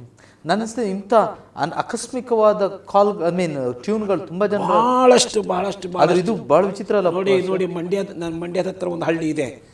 ಅಲ್ಲಿ ಒಬ್ಬ ಯವನಸ್ಥನು ಅವನೇನು ಮಾಡಿದ, ಅವನು PUC ಓದ್ತಿರ್ಬೇಕಾದ್ರೆ ಅವ್ರ ಮನೇಲಿ ಕುರಿ ಸಾಕುವಂಥವ್ರು. ಇವನು ಸೊಪ್ಪು ಕಡಿಲಿಕ್ಕಾಗಿ ಒಂದು ಹೋಗಿದ್ದಾನೆ. ಅವನು ಮರ ಹತ್ತಿ ಒಂದು ಟೊಂಗೆ ಹಿಡ್ಕೊಂಡು ಅವನ ಗೆಲ್ಲು ಕಡಿತಾ ಇದ್ದ. ಪಕ್ಕನೆ ಹಿಡಿದಂಥ ಈ ಗೆಲ್ಲು ಮುರಿದು ಹೋಯ್ತು. ಮುರಿದು ಕೆಳಗೆ ಬಿದ್ದದ ಹೊಡೆತಕ್ಕೆ ಅವನ ಸ್ಪೈನಲ್ ಕಾರ್ಡಿಗೆ ಪ್ರಾಬ್ಲಮ್ ಆಗಿ ಅವನ ಎರಡು ಈ ಕಾಲಿನ ಮೇನ್ ನರ್ವ್ ಕಟ್ಟಾಗಿ ಹೋಯ್ತು. ಕಟ್ಟಾಗಿ ಸ್ಪೈನಲ್ ಕಾರ್ಡ್ ಮುರಿದೋಯ್ತು. ಸ್ಪೈನಲ್ ಕಾರ್ಡ್ನಿಂದ ಪ್ರಾಬ್ಲಮ್ ಆಗಿ ಮೇಲಿನ ನರ್ವ್ಸ್ ಎರಡು ಆಗಿ ಇಲ್ಲಿಂದ ಟೋಟಲಿ ಅವನು ಡೆಡ್ ಆದ. ಮೇಲೆ ಮಾತ್ರ ಸ್ಪರ್ಶ, ಇಲ್ಲದ ಕೆಳಗೆ ಸ್ಪರ್ಶ ಇಲ್ಲ. ಅವನ ತಂದೆ ತಾಯಿಗಳು ಎಷ್ಟೆಲ್ಲ ಕಡೆ ಟ್ರೀಟ್ಮೆಂಟ್ ಮಾಡಿದ್ರು, ಹೇಳಿದ್ರು ಎಲ್ಲಿ ಹೋದರೂ ಇವನಿಗೆ ಗುಣ ಆಗಲ್ಲ, ಇವನು ಹೀಗೆ ಲೈಫ್ ಲಾಂಗ್ ಅಂತೇಳಿ. ಕಡೆಗೆ ಅದೊಂದು ಹಳ್ಳಿ ಅದು. ಕಡೆಗೆ ಅವ್ರ ತಂದೆ ತಾಯಿಗಳು ಏನು ಯೋಚನೆ ಮಾಡಿ, ನಾವು ಬಡವರು, ಇವನಿಗೆ ದಿನ ಇವನ ಹಾಸಿಗೆಯಲ್ಲಿ ಮಲಗಬೇಕು, ಏಳ್ಲಿಕ್ಕಾಗಲ್ಲ, ಕುತ್ಕೊಳ್ಳಿಕ್ಕಾಗಲ್ಲ, ನಡಿಲಿಕ್ಕಾಗಲ್ಲ, ಏನು ಮಾಡಬೇಕಂತ ಯೋಚನೆ ಮಾಡ್ತಿರ್ಬೇಕಾದ್ರೆ ತಂದೆಗಳು ಆಲೋಚನೆ ಬಂತು, ನಾವು ಹೋಗಿ ಒಂದು ಸಣ್ಣ ಟ್ರಾನ್ಸಿಸ್ಟರ್ ಕೊಂಡ್ಕೊಂಡು ಬಂದು ಮನೇಲಿ ಇಡೋಣ. ಇವನು ನಾವೆಲ್ಲ ಆಚೆ ಈಚೆ ಕೆಲ್ಸಕ್ಕೆ ಹೋಗಿರ್ತೇವೆ, ಅದನ್ನು ಆನ್ ಮಾಡಿ. ಆಗ ಟಿವಿಗಳೆಲ್ಲ ಅಷ್ಟೊಂದು ಚಾಲ್ತಿ ಇರಲಿಲ್ಲ. ಒಂದು ರೇಡಿಯೋನಾದರೂ ತಂದು ಕೊಡುವ. ಕಡೆಗೆ ಇವನು ಹೀಗೆ ಏನೇನೋ ಕಾರ್ಯಕ್ರಮ ಬರುವಂಥ ಎಲ್ಲ ಕಾರ್ಯಕ್ರಮ ಕೇಳ್ತಿದ್ದ, ಟೈಮ್ ಪಾಸ್ ಮಾಡ್ತಿದ್ದ. ಒಂದು ದಿನ ಮುಂಚಾನೆ ಸಡನ್ನಾಗಿ ಇವನು ಹಿಂಗೆ ಆನ್ ಮಾಡುವಾಗ ನಮ್ಮ ಸಂತೋಷ ಮಾರ್ಗ ಕಾರ್ಯಕ್ರಮ ಅವನು ಕೇಳ್ತಾ ಅವನಿಗೆ ಏನಾಯ್ತು ಅನ್ನೋ ಗೊತ್ತಿಲ್ಲ. ಬಹಳ ಒಂದು ರೀತಿಯಲ್ಲಿ ಅವನು ಆಕರ್ಷಿತನಾಗಿ ಕಡೆಗೆ ನಮಗೆ ಒಂದು ಪತ್ರ ಬರೆದ ಹೀಗೆ ನನ್ನ ಜೀವನ ಈ ಥರ ಅಂತೇಳಿ. ಕಡೆಗೆ ನಾನು ಕೆಲವರು ಕರ್ಕೊಂಡು ಸೀದಾ ಅವನ ಮಂಡ್ಯದ ಹತ್ರ ಅಂತ ಹಳ್ಳಿನ ಹುಡುಕೊಂಡು ಹೋದ್ವಿ. ನೀವು ಇಲ್ಲಿಂದ ಹುಡುಕೊಂಡು ಹೋಗಿ ಅವನನ್ನು ಭೇಟಿಯಾಗಿ, ಅವನ ಕುಟುಂಬದವ್ರನ್ನ ಭೇಟಿಯಾಗಿ ಅವನಿಗೋಸ್ಕರ ಪ್ರಾರ್ಥನೆ ಮಾಡಿದೆವು. ಅವನಿಗೆ ದೇವರ ವಾಕ್ಯ ಹಂಚಿದೆವು. ಅವನು ಯೇಸು ಸ್ವಾಮಿಗೆ ತನ್ನ ಹೃದಯ ಒಪ್ಪಿಸಿಕೊಟ್ಟ. ಮತ್ತು ನನ್ನ ಬಾಳಲ್ಲಿ, ನನ್ನ ಇಡೀ ಲೈಫಿನ ಮಿನಿಸ್ಟ್ರಿಯಲ್ಲಿ ಅವನಿಗೆ ಕರ್ಕೊಂಡು ಹೋಗಿ ಒಂದು ಚಾನಲ್ ದೀಕ್ಷಾಸನ ಕೊಟ್ಟದ್ದು ಮಾತ್ರ ಮರೀಲಿಕ್ಕಾಗಲ್ಲ. ಯಾಕಂದರೆ 4-6 ಜನ ಹೀಗೆ ಅವನನ್ನು ಹೊತ್ತುಕೊಂಡು ಎಲ್ಲರ ಸಮೇತ ತಗೊಂಡೋಗಿ ಅವನನ್ನು ನೀರಲ್ಲಿ ಮುಳುಗಿಸಿ ಎಬ್ಬಿಸಿದಂಥ ಆ ಘಟನೆ ಮರೆಯೋಕ್ಕೆ ಸಾಧ್ಯ ಇಲ್ಲ. ಆದರೆ ನಾನು ಯಾಕಿದನ್ನು ಹೇಳ್ತಂದರೆ, ಅವನು ಅಂದು ಯೇಸು ಸ್ವಾಮಿಗೆ ತನ್ನ ಹೃದಯ ಒಪ್ಪಿಸಿಕೊಟ್ಟ, ದೀಕ್ಷಾಸನ ತಗೊಂಡ. ಅವನು ಎಷ್ಟು ಸಂತೋಷವುಳ್ಳನಾಗಿದೆ ಅಂತಂದರೆ, ಇಲ್ಲಿಂದ ಇಲ್ಲಿ ತನಕ ಡೆಡ್, ಅವನು ಟೋಟಲಿ ಡೆಡ್. ಆದರೆ ಮೇಲೆ ಮಾತ್ರ ಜೀವ ಇದೆ. ಯಾವಾಗಲೂ ಅವನು ಹಾಸಿಗೆ ಮೇಲಿನೇ. ಆದರೆ ಇವತ್ತು ಅವನ ಬೆಡ್ ಮೇಲೆ ಮಲಕೊಂಡೇ ಒಬ್ಬ ಸ್ವಾರ್ಥಿಕನಾಗಿದ್ದಾನೆ. ಒಬ್ಬ ಸ್ವಾರ್ಥಿಕನು ಯಾರೇ ಅವನ ಮನೆಗೆ ಬರಲಿ ಹೋಗಲಿ ಅವರಿಗೆಲ್ಲ ಯೇಸುವಿನ ಪ್ರೀತಿ ಸ್ವಾರ್ಥನ ಸಾರಿಸ್ತಾನೆ. ತನಗೆ ಇದ್ರ ಬಗ್ಗೆ ಅವನಿಗೆ ಬೇಜಾರೇ ಇಲ್ಲ. ಈಗ ಅವನಿಗೆ ಸಮಾಧಾನ ಸಿಕ್ಕಿದೆ, ಸಂತೋಷ ಸಿಕ್ಕಿದೆ, ನನ್ನ ಪಾಪ ಕ್ಷಮಾಪಣೆ ಆಗಿದೆ, ನಾನು ದೇವರ ಮಗನಾಗಿದ್ದೇನೆ, ನನಗೆ ಮರಣದ ಬಗ್ಗೆ ಭಯ ಇಲ್ಲ, ಯಾವಗಳಿಗೆ ನನ್ನ ಸತ್ರು ಸಹ ನಾನು ಪರಲೋಕಕ್ಕೆ ಹೋಗ್ತೇನೆ, ನಾನು ದೇವರ ಹತ್ರ ಹೋಗ್ತೇನೆ, ನಿತ್ಯ ಜೀವದ ನಿರೀಕ್ಷೆ ಅವನಿಗೆ ಸಿಕ್ಕಿರೋದ್ರಿಂದ ಇದು ಅವನಿಗೆ ವಿಷಯನೇ ಅಲ್ಲ. ಈಗ ಬಂದವರಿಗೆ ಹೋದವರಿಗೆಲ್ಲ ಸುವಾರ್ತೆ ಸಾರೋದು. ನಾವು ಆಗಾಗ್ಗೆ ಆ ಊರಿಗೆ ಹೋಗ್ತಾ ಇರ್ತೇವೆ, ಪ್ರಾರ್ಥನೆ ಈಗಲೂ ಕಾಂಟ್ಯಾಕ್ಟ್ ಇದ್ದೇವೆ, ಈಗಲೂ ಅಲ್ಲಿ ಹೋಗಿ ಕೂಟ ನಡೆಸ್ತೇವೆ. ಆ ವ್ಯಕ್ತಿಯ ಮೂಲಕವಾಗಿ ನಮಗೆ ಮಂಡ್ಯ ಪಟ್ಟಣದಲ್ಲಿ ಒಂದು ಸೇವೆ ಮಾಡಲಿಕ್ಕೆ ದೇವರು ಬಾಗಿಲು ತೆರೆದ. ಈಗ ನಮ್ಮ ಸಭೆಯಿಂದಲೇ ಒಂದು ಕುಟುಂಬ ಈಗ 13-14 ವರ್ಷದಿಂದ ಹೋಗಿ ಅಲ್ಲಿ ಕರ್ತನ ಸೇವೆ ಮಾಡಿ ಈಗ ಒಂದು ದೇವ್ರ ದಯಿಂದ ಆತನ ಮೂಲಕ ಅದೇ ಇದು ರೂಟ್ನಿಂದ ಒಂದು ಒಳ್ಳೆ ಸಭೆಯಲ್ಲಿ ಈಗ ಇದೆ, ಒಳ್ಳೆ ಸಭೆ. ಹಾಗಾದ್ರೆ ನಾನು ಅನಿಸ್ತೇನೆ ರೇಡಿಯೋ ಸೇವೆ ಬಹಳ ಪವರ್ಫುಲ್. ನೋಡಿ, ನನಗೆ ಒಂದು ಕಳೆದ ತಿಂಗಳಲ್ಲಿ ಬ್ಯಾಂಗ್ಳೂರಿಂದ ಒಂದು ಟೀಮ್ ಬಂದಿತ್ತು ನಮ್ಮ ಚರ್ಚಿಗೆ. ಒಂದಿನ ಉಪವಾಸ ಪ್ರಾರ್ಥನೆಗೆ ಬಂದಾಗ ಒಬ್ಬ ಪಾಸ್ಟ್ರು ಅವ್ರ ಗೆಸ್ಟ್ ಆಗಿ ಅವರು ಟೀಮ್ನಲ್ಲಿದ್ದವರು ಪ್ರಸಂಗ ಮಾಡ್ತಾ ಇದ್ದಾರೆ. ಅವ್ರು ಪ್ರಸಂಗ ಮಾಡುವಾಗ ಹೇಳಿದರು, ನನಗೆ ಇವತ್ತು ಭಾಳ ಸಂತೋಷ ಈ ಸಭೆಯಲ್ಲಿ ಬಂದು ನಿಂತ್ಕೊಳ್ಳಿಕ್ಕೆ ಕಾರಣ ಏನಂತಂದರೆ, ಇವತ್ತು ನಾನು ಪಾಸ್ಟ್ ಆಗಲಿಕ್ಕೆ ಕಾರಣ ಇಲ್ಲಿರುವಂಥ ಪಾಸ್ಟ್ರು ರೇಡಿಯೋದಲ್ಲಿ ಹಿಂದೆ ಒಂದಿನ ಸಾರಿದ ಸಂದೇಶದ ಮೂಲಕ ಅಂತೇಳಿ. ನನಗೆ ಗೊತ್ತಿಲ್ಲ. ನನ್ನ ಹೆಸರು ಪಾಸ್ಟರ್ ಮ್ಯಾಥ್ಯೂ, ಇಷ್ಟು ವರ್ಷಗಳು ಸೇವೆ ಮಾಡ್ತಾ ಇದ್ದೇನೆ.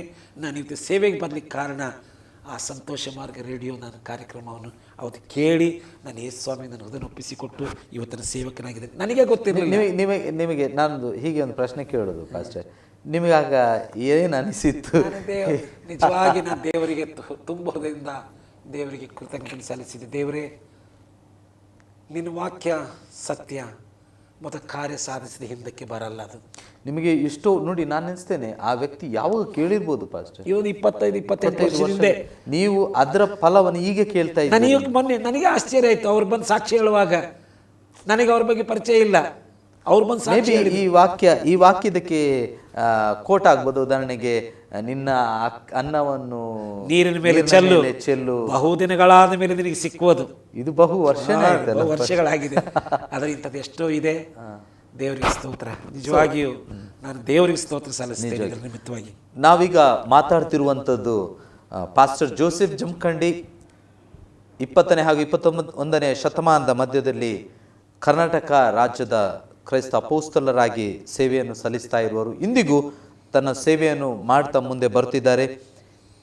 ಸುವಾರ್ತಿಕ ಎನ್ನುವಂಥ ಈ ಕಾರ್ಯಕ್ರಮದಲ್ಲಿ ಅವರನ್ನು ಸಂಧಿಸಿರುವಂಥದ್ದು ನಮಗೆ ಭಾಳ ಸಂತೋಷ. ಈ ಕಾರ್ಯಕ್ರಮಕ್ಕೆ ಅವರನ್ನು ಕರೆದಾಗ ಅವರು ಭಾಳ ಸಂತೋಷದಿಂದ ಒಪ್ಪಿಕೊಂಡರು. ಪ್ರೇರೆ, ಈ ಕಾರ್ಯಕ್ರಮವನ್ನು ಮುಂದುವರಿಸ್ತಾ ಇದ್ದೇವೆ. ಇನ್ನೊಂದು ಪ್ರಶ್ನೆ, ಇದು ನೀವು ಕಳೆದ ಮೊದಲು ಈಗ ಹೆಚ್ಚು ಕಡಿಮೆ 44 ವರ್ಷಗಳು ನೀವು ಸ್ವಾರ್ಥ ಸೇವೆಯಲ್ಲಿ ಇದ್ದೀರಿ. ಯಾಕಂದ್ರೆ ನಾವು ಲೆಕ್ಕ ಮಾಡಿ ನೋಡೋದು ಈಗ ಅಷ್ಟೇ ಬರ್ತದೆ.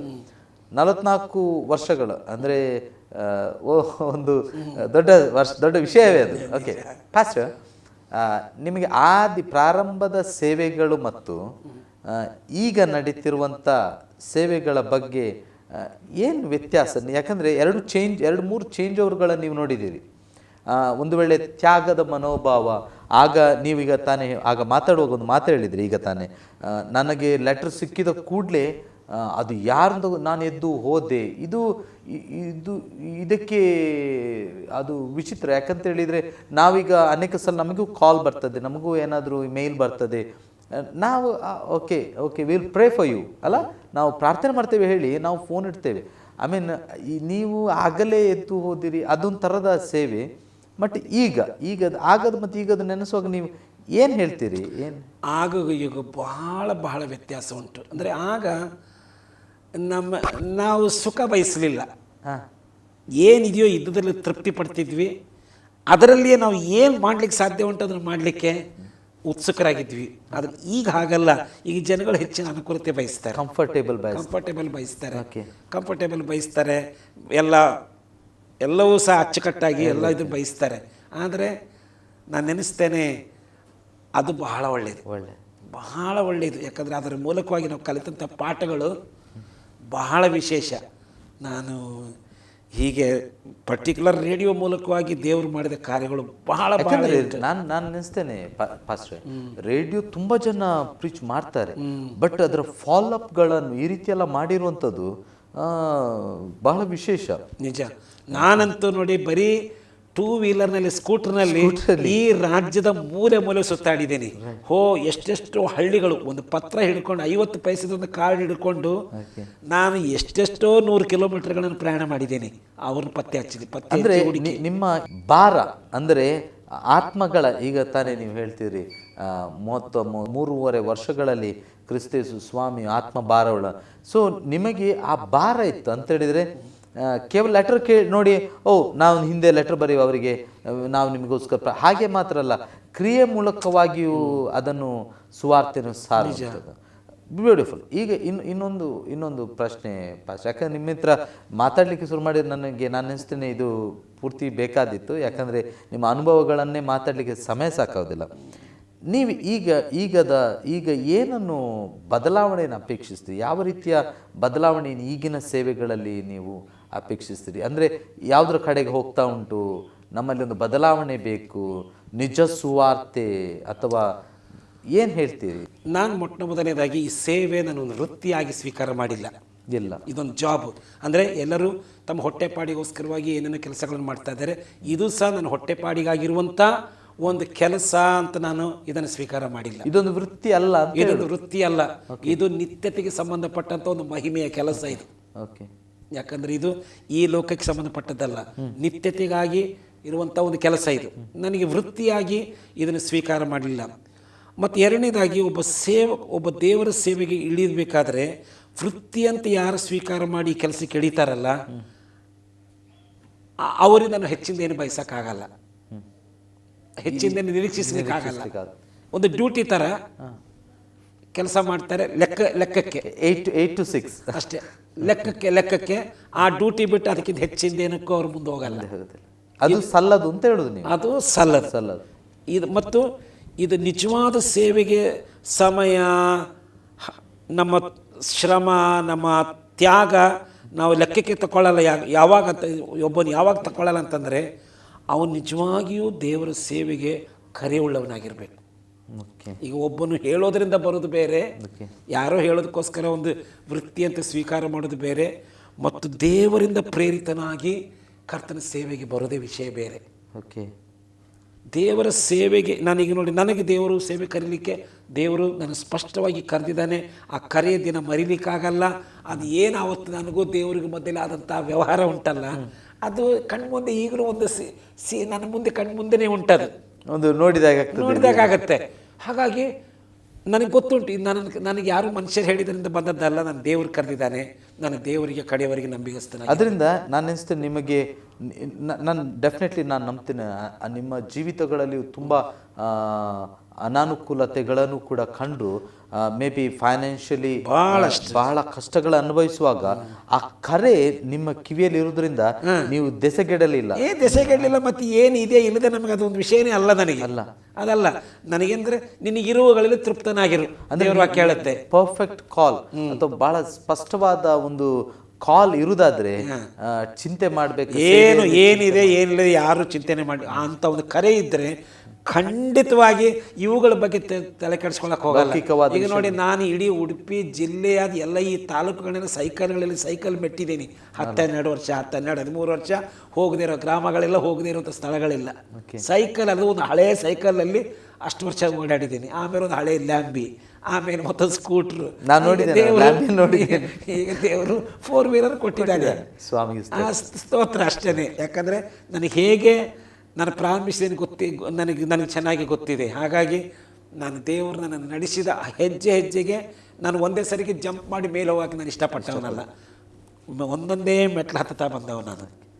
ಫಸ್ಟ್ ಈಗಿನ ಯುವಕರಿಗೆ, ಯುವ ಪೀಳಿಗೆಗೆ, ಅಂದರೆ ನಾನು ಈಗ ಮುಂದಿನ ಮಾತಿನಲ್ಲಿ ಹೇಳಿಕ್ಕೆ ಹೋಗ್ತಾ ಇದ್ದೇನೆ, ಯುವಕರಿಗೆ ನಿಮ್ಮ ಒಂದು ಕಿವಿ ಮಾತು, ಅಂದರೆ ಸ್ವಲ್ಪ ಹೈಪರ್ ನಮ್ಮ ಯಮನಸ್ಥರು ಏನಿದ್ರು ಬಹಳ ವೇಗವಾಗಿ ಆಲೋಚಿಸದೆ ಅನೇಕ ಕಾರ್ಯಗಳು ಮಾಡುವ, ಆದರೆ ಈಗ ಬರುವಂಥ ಹೊಸ ಸುವಾರ್ತಿಕರು ಅಥವಾ ಒಂದು ದಿವಸ ನಿಮ್ಮ ಹಾಗೆ ನಮಗೆಲ್ಲ ಆಸೆ ಇದೆ ಒಂದು ದಿವಸ ನಿಮ್ಮ ಹಾಗೆ ನಾವು ಆಗಬೇಕು, ಸೇವೆಯಲ್ಲಿ ಅದೇ ಮನೋಭಾವದಿಂದ ಬೆಳೆದು ಬರಬೇಕು ಅಂತೇಳಿ. ಈಗಿನ ಮುಂದಿನ ಆ ಜನ್ರೇಷನ್, ಮುಂದೆ ಬರುವಂಥ ಯುವಕರಿಗೆ ನಿಮ್ಮ ಒಂದು ಕಿವಿ ಮಾತು ಏನನ್ನು ಒಂದು ಮಾತನ್ನು ಹೇಳಲಿಕ್ಕೆ ನೀವು ಇಷ್ಟಪಡ್ತೀರಿ? ನೋಡಿ, ಇವತ್ತಿನ ಯವನಸ್ಥರಿಗೆ ಅಡ್ವೈಸ್ಗಳು ತಕ್ಕೊಳ್ಳೋದು ಬಹಳ ಕಷ್ಟದ ಕೆಲಸ. ಯಾಕೆ? ಅದು ಯಾಕೆ ಅನ್ನೋದು ಗೊತ್ತಿಲ್ಲ. ಅವ್ರು ಯೋಚಿಸಿದಾರ, ಇವರಿಗಿಂತ ನಮ್ಗೆ ಗೊತ್ತುಂಟು, ಅವರಿಗೆ ಕಂಪ್ಯೂಟರ್ ಮಾಡ್ಲಿಕ್ಕೆ ಮುಟ್ಲಿಕ್ಕೆ ಗೊತ್ತಿಲ್ಲ, ನನಗೆ ಗೊತ್ತುಂಟು, ಈ ರೀತಿಯ ಭಾವನೆ. ಮತ್ತೆ ಅದೊಂದು ಕೆಟ್ಟ ಸಂಪ್ರದಾಯ ಅಂತ ಸಂಪ್ರದಾಯ. ಮೊದಲನೇದಾಗಿ ಅವನು ದೇವರ ಕರೆ ಇರಬೇಕು, ಮತ್ತು ಯಾರೇ ಒಂದು ಅಡ್ವೈಸ್ ಕೊಟ್ಟರು ತಗೊಳ್ಳುವಂಥ ಹೃದಯ ಇರಬೇಕು, ಯಾರಾದರೂ ವಿಧೇಯತೆ ಬೇಕು. ಓಕೆ, ನೀವು ಪಾಸ್ಟರ್ ಅವ್ರು ಏನು ಹೇಳ್ತಿದ್ದೀರಿ ಅಂದ್ರೆ, ನೀವು ಹೇಳ್ತಿದ್ದೀರಿ ಅಡ್ವೈಸ್ಗಳನ್ನು ತೆಗೆದುಕೊಳ್ಳುವಂತ ಸ್ವಭಾವ ಬೇಕು, ಮತ್ತೆ ತಗ್ಗಿದ ಹೃದಯ, ದೀನತೆ ಬೇಕು. ಅದನ್ನು ಈ ಯುವಕರು ಅಳವಡಿಸಿಕೊಂಡ್ರೆ ಮೇಲೆ ಬರ್ತಾರೆ. ಯಾಕಂದ್ರೆ ದೇವರು ವಾಕ್ಯ ಹೇಳುತ್ತೆ, ದೇವರು ಅಹಂಕಾರ ಎದುರಿಸ್ತಾನೆ, ದೀನರಿಗೆ ತನ್ನ ಕೃಪೆ ತೋರಿಸ್ತಾನೆ. ಮತ್ತು ನಾವು ದೇವರಿಗೆ ನಾವು ಸರಿಯಾಗಿ ನಡ್ಕೊಂಡ್ರೆ ದೇವರು ನಮ್ಮನ್ನು ತಕ್ಕ ಕಾಲದಲ್ಲಿ ಮೇಲಕ್ಕೆ ಎತ್ತಾನೆ ಅಂತ ಬೈಬಲ್ ಓದ್ತೇವೆ. ದೇವರು ನಮ್ಮನ್ನು ಮೇಲಕ್ಕೆ ಎತ್ತಬೇಕು. ಇವತ್ತಿನ ಜನರೇ ಮಾಡಿದ್ರೆ ತಾವೇ ಮೇಲಕ್ಕೆ ಜಂಪ್ ಮಾಡಿ ಹೋಗ್ಲಿಕ್ಕೆ ಹೋಗ್ತಾರೆ, ಕೆಳಗೆ ಬೀಳ್ತಾರೆ, ಹಾರ್ತಾರೆ, ಮತ್ತು ಕೆಳಗೆ ಬೀಳ್ತಾರೆ, ಹಾರ್ತಾರೆ, ಕೆಳಗೆ ಬೀಳ್ತಾರೆ. ದೇವರು ನನ್ನನ್ನು ಮೇಲಕ್ಕೆ ಎತ್ತಬೇಕು ಅಂತ ಅವಸರ ಜಾಸ್ತಿ. ಅದರಿಂದ ನೀವು ಹೇಳ್ತಿದ್ರಿ, ಮೊದಲು ಸೈಕಲಲ್ಲಿ ಹೋಗ್ತಿದ್ದೆ, ಮತ್ತೆ ಲ್ಯಾಂಬಿ ಬಂತು, ಮತ್ತೆ ಒಂದು ಸ್ಕೂಟರ್ ಬಂತು, ಈಗ 4 ವೀಲರ್ ಬಂತು. ನೀವು ಹೇಳುದು ಹಂತ ಹಂತವಾಗಿ ಅದು ಇರ್ಬೇಕು, ಒಂದೇ ಸಲಕ್ಕೆ ಏರುದಲ್ಲ. ನಾವು ಮನೆ ಮಾಳಿಗೆ ಹತ್ತಬೇಕಾದ್ರೆ ಇಲ್ಲಿಂದ ಅಲ್ಲಿ ಲಾಸ್ಟಿಗೆ ಒಂದೇ ಸರಿ ಕಾಲಿಟ್ಟು ಹೋಗ್ತೇನೆ ಅಂತ ಆಗತ್ತಾ? ಒಂದೊಂದೇ ಮೆಟ್ಲು ಹೋಗ್ಕೊಂಡು ಹೋದ್ರೆ ನಮ್ಮ ಆರಾಮಾಗಿ ಹೋಗ್ಬೋದು. ನಿಜವಾಗಿ ದೇವರು ನಮ್ಮನ್ನು ಹಂತ ಹಂತವಾಗಿ ಮೇಲಕ್ಕೆ ತರ್ತಾರೆ. ದೇವರು ನಮ್ಮನ್ನು ಯಾವತ್ತೂ ಇದ್ದ ಸ್ಥಳದಲ್ಲಿ ಇರಾಕು ಬಿಡಲ್ಲ. ನಾವು ನಮಗೆ ದೇವರು ಕೊಟ್ಟ ಕೆಲಸಗಳು ನಂಬಿಗಸ್ತರಾಗಿದ್ದರೆ, 2 ತಲಾಂತ ಕೊಟ್ಟವನು 2 ತಲಾಂತವನ್ನು ಹೊಂದಿದನು, 2 ತಂದಾಗ ಅವನಿಗೆ ದೇವರು ಶಬಾಷ್ ಹೇಳಿದ.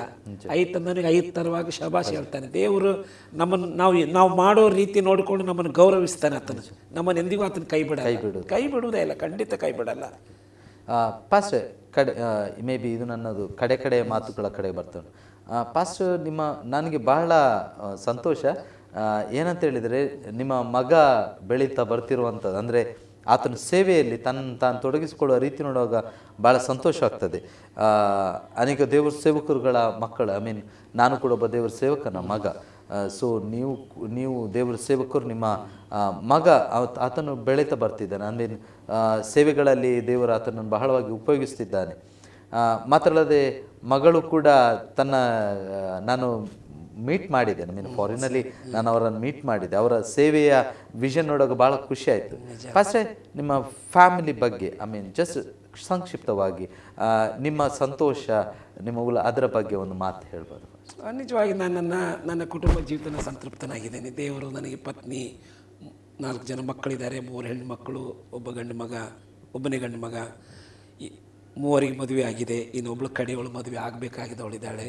ಅದರ ದೇವರು ಇರುವಂಥ ಒಬ್ಬನೇ ಮಗನು ದೇವರ ಸೇವೆಗಾಗಿ ತನ್ನ ಒಪ್ಪಿಸಿಕೊಟ್ಟಿದ್ದಾನೆ. ಅದು ನಮಗೆ ಭಾಳ ಸಂತೋಷದ ವಿಷಯ. ಮತ್ತು 2ನೇದಾಗಿ ಮಾತ್ರ ಅಲ್ಲದೆ ಆತನು ಬಹಳ ಒಳ್ಳೆ ಸೇವೆ ಮಾಡ್ತಿದ್ದಾನೆ. ನಮ್ಮ ಯಾರು ಒತ್ತಾಯಕ್ಕಾಗಿ ಆತನ ಸೇವೆ ಬಂದವನಲ್ಲ, ಮತ್ತು ನಾನು ಒತ್ತಾಯಪಡಿಸಿ ಸೇವೆಗಾಗಿ ತಂದವನೂ ಅಲ್ಲ. ಯಾಕಂದ್ರೆ ನಾನು ಯಾವಾಗಲೂ ಒಬ್ಬ ಮನುಷ್ಯ ಸೇವೆ ಬರಬೇಕಾದ್ರೆ ಅವನಿಗೆ ಒಂದು ದೇವರ ಕರೆ ಅವನಿಗೆ ಬೇಕು ಎಂಬುದನ್ನು ಹಾರೈಸುವಂಥವು ನಾನು. ಏನಂತ ಹೇಳಿದರೆ, ನಿಮ್ಮ ಇಕ್ಕಟ್ಟಿನ ಸಮಯದಲ್ಲಿ, ನಿಮ್ಮ ಕಷ್ಟದ ಸಮಯಗಳಲ್ಲಿ, ಸೇವೆಯಲ್ಲಿ ನಿಮ್ಮ ಕುಟುಂಬ ನಿಮ್ಮೊಟ್ಟಿಗೆ ಹೇಗೆ ಇತ್ತು? ಹೌದು, ಯಾಕಂದರೆ ಅವರು ಇದನ್ನು ಅರ್ಥ ಮಾಡಿಕೊಂಡಿದ್ದರು ಸೇವೆ ವಿಷಯದಲ್ಲಿ. ಹಾಗಾಗಿ ಇವನ್ ಪಾಸ್ಟ್ರಮ್ಮ ಕೂಡ ಸೇವೆ ಮನೋಭಾವದಿಂದಲೇ ಬಂದವರು. ಹಾಗಾಗಿ ಏನೇ ಕಷ್ಟಗಳು ಬಂದರೂ, ತೊಂದರೆ ಬಂದರೂ ಸಹ ಅದನ್ನು ಸುಧಾರಿಸಿಕೊಂಡು ಹೋಗುವಂಥ ಒಂದು ಮನೋಭಾವ ಅವರೆಲ್ಲರೂ ಇದ್ದರಿಂದ ಅದು ಒಂದು ಸೇವೆಗೆ ಒಂದು ದೊಡ್ಡ ಹುರುಪಾಯಿತು. ಯಾಕಂದ್ರೆ ಬಹಳ ಕುಟುಂಬ ಜೀವಿತ ಬಹಳ ಅಗತ್ಯ ಸೇವೆಯಲ್ಲಿ. ಯಾಕಂದ್ರೆ ಸೇವೆಗೆ ನಾನು ಎನಿಸ್ತೇನೆ ನಿಮ್ಮ ಕುಟುಂಬ ನಿಮಗೆ ಬಹಳ ದೊಡ್ಡ ಅಸೆಟ್ ಆಗಿತ್ತು. ಯಾಕಂದ್ರೆ ನೋಡಿ, ನೀವು ಸೇವೆ ಮಾಡಿ ಬರುವುದು, ಮನೆಗೆ ಬಂದಾಗ ಎಲ್ಲರೂ ತಮ್ಮ ಪ್ರಾಬ್ಲಮ್ ಅನ್ನು ಹೇಳುವುದಾದ್ರೆ ಮುಂದೆ ಹೊರಿಸಲಿಕ್ಕೆ ತುಂಬಾ ಕಷ್ಟ. ನಾವು ರಿಯಲಿ ಅಪ್ರಿಷಿಯೇಟ್ ಮಾಡ್ತೇವೆ. ಯಾಕಂದ್ರೆ ನಿಮ್ಮ ಸಾಧನೆಗಳಲ್ಲಿ ಅಮ್ಮ ಬಹಳ ಒಟ್ಟಿಗೆ ಅವರ ಪಾಲು 50% ಇದ್ದೇ ಇದೆ. ಅದರಲ್ಲಿ 2 ಮಾತಿಲ್ಲ. ಎಲ್ಲರೂ ಮಕ್ಕಳು ಸಹ, ನನ್ನ ಹೆಂಡತಿ ಸಹ, ಎಲ್ಲರೂ ನಮಗೆ ಒಳ್ಳೆಯ ಒಂದು ಕೋಆಪರೇಟಿವ್ ಆಗಿ ಸೇವೆ ನಮ್ಮ ಜೊತೆಯಲ್ಲಿ ಇದ್ದುಕೊಂಡು ಮಾಡ್ತಾ ಇದ್ದರಿಂದ ಈ ಒಂದು ರೀತಿ ಹೇಳಬೇಕಾದ್ರೆ ಒಂದು ಕುಟುಂಬವೇ ಒಂದು ಟೀಮ್ ವರ್ಕ್ ಇದ್ದಾಗ, ಟೀಮ್ ವರ್ಕ್ ಇದ್ದಾಗ ಇದೊಂದು ಟೀಮ್ ವರ್ಕ್. ಯಾಕಂದ್ರೆ ನಾನು ನೆನೆಸ್ತೇನೆ, ಸೇವೆ ಅಂತ ಹೇಳಿದ್ರೆ ಕುಟುಂಬವಾಗಿ ಮಾಡಬೇಕು. ಹೌದು, ಏಕ ವ್ಯಕ್ತಿಯಿಂದ ಆಗುವಂತ ಖಂಡಿತ ಅಲ್ಲ. ಪಾಸ್ಟರ್, ಬಹಳ ಸಂತೋಷ ಆಯ್ತು ನಿಮ್ಮೊಟ್ಟಿಗೆ ಇನ್ನೂ ಮಾತಾಡಬೇಕು ಅಂತೆಲ್ಲ ಪ್ರೇರೇಪಣೆ ಆಗ್ತದೆ. ನಾನು ಅನಿಸ್ತೇನೆ ನಮ್ಮ ವೀಕ್ಷಕರಿಗೂ ಕೂಡ ನಿಮ್ಮಿಂದ ಕೇಳಬೇಕೆಂಬುದಾಗಿ ಇನ್ನೂ ಮನಸ್ಸಿರ್ಬೋದು. ನಾವು ಮುಂದಿನ ದಿವಸಗಳಲ್ಲಿ ಇನ್ನೊಮ್ಮೆ ನಿಮ್ಮನ್ನು ಕರೀತೇವೆ. ನಮ್ಮೊಂದಿಗೆ ಮಾತಾಡಿ ಅನೇಕ ಆಲೋಚನೆಗಳನ್ನು ವೀಕ್ಷಕರೊಂದಿಗೆ ಶೇರ್ ಮಾಡಬೇಕಾಗಿ ನಾವು ಕೇಳ್ಕೊಳ್ತೇವೆ. ಈ ಸಮಯದಲ್ಲಿ ನಮ್ಮ ಮಧ್ಯದಲ್ಲಿ ಬಂದಕ್ಕೆ ನಾವು ಭಾಳ ಸಂತೋಷಿಸ್ತೇವೆ. ಪಾಸ್ಟರ್, ಕಡೆಯ ಮಾತು ವೀಕ್ಷಕರಿಗೆ ಏನಂತ ಹೇಳಲಿಕ್ಕೆ ನೀವು ಇಷ್ಟಪಡ್ತೀವಿ? ನೋಡಿ, ಇವತ್ತಿನ ದಿವಸ ಲೋಕ ಮತ್ತು ಲೋಕದ ಸಂಗತಿಗಳು ಒಂದು ಕಡೆಯಿಂದ ಬಹಳ ಇದು ಡೆವಲಪಿಂಗ್ ಸಿಚುವೇಶನ್ ಆಗಿ ಕಾಣ್ತದೆ. ಅದೇ ಸಮಯದಲ್ಲಿ ಅಷ್ಟೇ ನಮ್ಮ ಟ್ರ್ಯಾಪ್ನಲ್ಲಿ ಬೀಳಿಸುವಂಥದ್ದು ಹೌದು. ಇಂಥ ಸಮಯದಲ್ಲಿ ಬರೀ ಲೋಕದ ಜಂಜಾಟಗಳೇ ನಮ್ಮ ಜೀವನದ ಗುರಿ ಆಗದೆ, ನನ್ನ ಮರಣದ ನಂತರ ಮುಂದೇನು, ನನ್ನ ದೇವರ ಹತ್ರ ಪರಲೋಕ, ನಿತ್ಯ ಜೀವ, ಪರಲೋಕಕ್ಕೆ ಸೇರಬೇಕು. ಅದಕ್ಕೆ ನಮ್ಮನ್ನು ಪರಲೋಕಕ್ಕೆ ಸೇರಿಸುವವರು ಯಾರು ಎಂಬುದನ್ನು ಕಂಡುಕೊಂಡು ಆ ಯೇಸುವಿನ ಮಾರ್ಗದಲ್ಲಿ ಒಬ್ಬೊಬ್ಬರು ನಡೆದು ಪರಲೋಕ ಸೇರಬೇಕೆಂಬುದು ನನ್ನ ಹೃದಯದ ಅಂತರಾಳದ ಆಶೆ. ಎಲ್ಲರೂ ರಕ್ಷಣೆ ಹೊಂದಬೇಕು, ಎಲ್ಲ ರಕ್ಷಣೆ ಹೊಂದಬೇಕು, ಸತ್ಯದ ಜ್ಞಾನಕ್ಕೆ ಬರಬೇಕು, ನರಕದ ಶಿಕ್ಷೆ ತಪ್ಪಿಸಿಕೊಳ್ಬೇಕು, ಎಲ್ಲರೂ ಸ್ವರ್ಗದಲ್ಲಿ ಕಾಣಬೇಕು. ಇದು ಬಿಟ್ಟರೆ ಮತ್ತು ಬೇರೆ ನನಗೆ ಆಶೆ ಇಲ್ಲ. ಧನ್ಯವಾದಗಳು ಪಾಸ್ಟರ್. ಇಷ್ಟೊತ್ತು ನಮ್ಮೊಂದಿಗೆ ಮಾತಾಡಿ ತಮ್ಮ ವೈಯಕ್ತಿಕ ವಿಷಯಗಳಲ್ಲಿ ನಮಗೆ ಹಂಚಿಕೊಂಡದಕ್ಕೋಸ್ಕರ ನಾವು ಭಾಳ ಸಂತೋಷ. ನೀವು ಸದನ ಕರೆದು ಈ ಸಂದರ್ಶನ ತಗೊಂಡದಕ್ಕಾಗಿ ನಿಮಗೆ ನಾನು ವಂದನೆಗಳು. ಪ್ರಿಯರೇ, ಈ ದಿವಸ ಈ ಕಾರ್ಯಕ್ರಮದ ಮೂಲಕವಾಗಿ ನಾವು ಪಾಸ್ಟರ್ ಜೋಸೆಫ್ ಜಮಖಂಡಿ ಅವರೊಂದಿಗೆ ಕಳೆದಂಥ ಈ ಸಂದರ್ಶನ ಬಹಳ ಸಂತೋಷವಾಯಿತು. ನಾನು ನಂಬ್ತೇನೆ ನಿಮ್ಮೆಲ್ಲರ ಜೀವಿತಗಳಲ್ಲಿ ಈ ಸಂದರ್ಶನವು ಒಂದು ಒಳ್ಳೆಯ ಪ್ರೇರಣೆಯನ್ನು ಕೊಟ್ಟಿದೆ ಎಂಬುದಾಗಿ ನಾವು ನಂಬುತ್ತೇವೆ. ಪ್ರಿಯರೇ, ಮುಂದಿನ ಕಾರ್ಯಕ್ರಮದಲ್ಲಿ ಮತ್ತೊಮ್ಮೆ ಭೇಟಿಯಾಗೋಣ. ಇದೇ ಸುವಾರ್ತಿಕ ಎನ್ನುವಂಥ ಈ ಕಾರ್ಯಕ್ರಮದಲ್ಲಿ ಇನ್ನೊಬ್ಬ ಹೊಸ ಅತಿಥಿಯೊಂದಿಗೆ ನಾನು ಸಂದರ್ಶನ ಮಾಡುವುದಕ್ಕೋಸ್ಕರ ಉತ್ಸುಕನಾಗಿದ್ದೇನೆ. ಅಲ್ಲಿಯವರೆಗೆ ಆಸರೆ ಟಿವಿಯನ್ನು ವೀಕ್ಷಿಸ್ತಾ ಇರಿ. ದೇವರು ನಿಮ್ಮೊಂದಿಗಿರಲಿ. ಶುಭ ವಂದನೆಗಳು.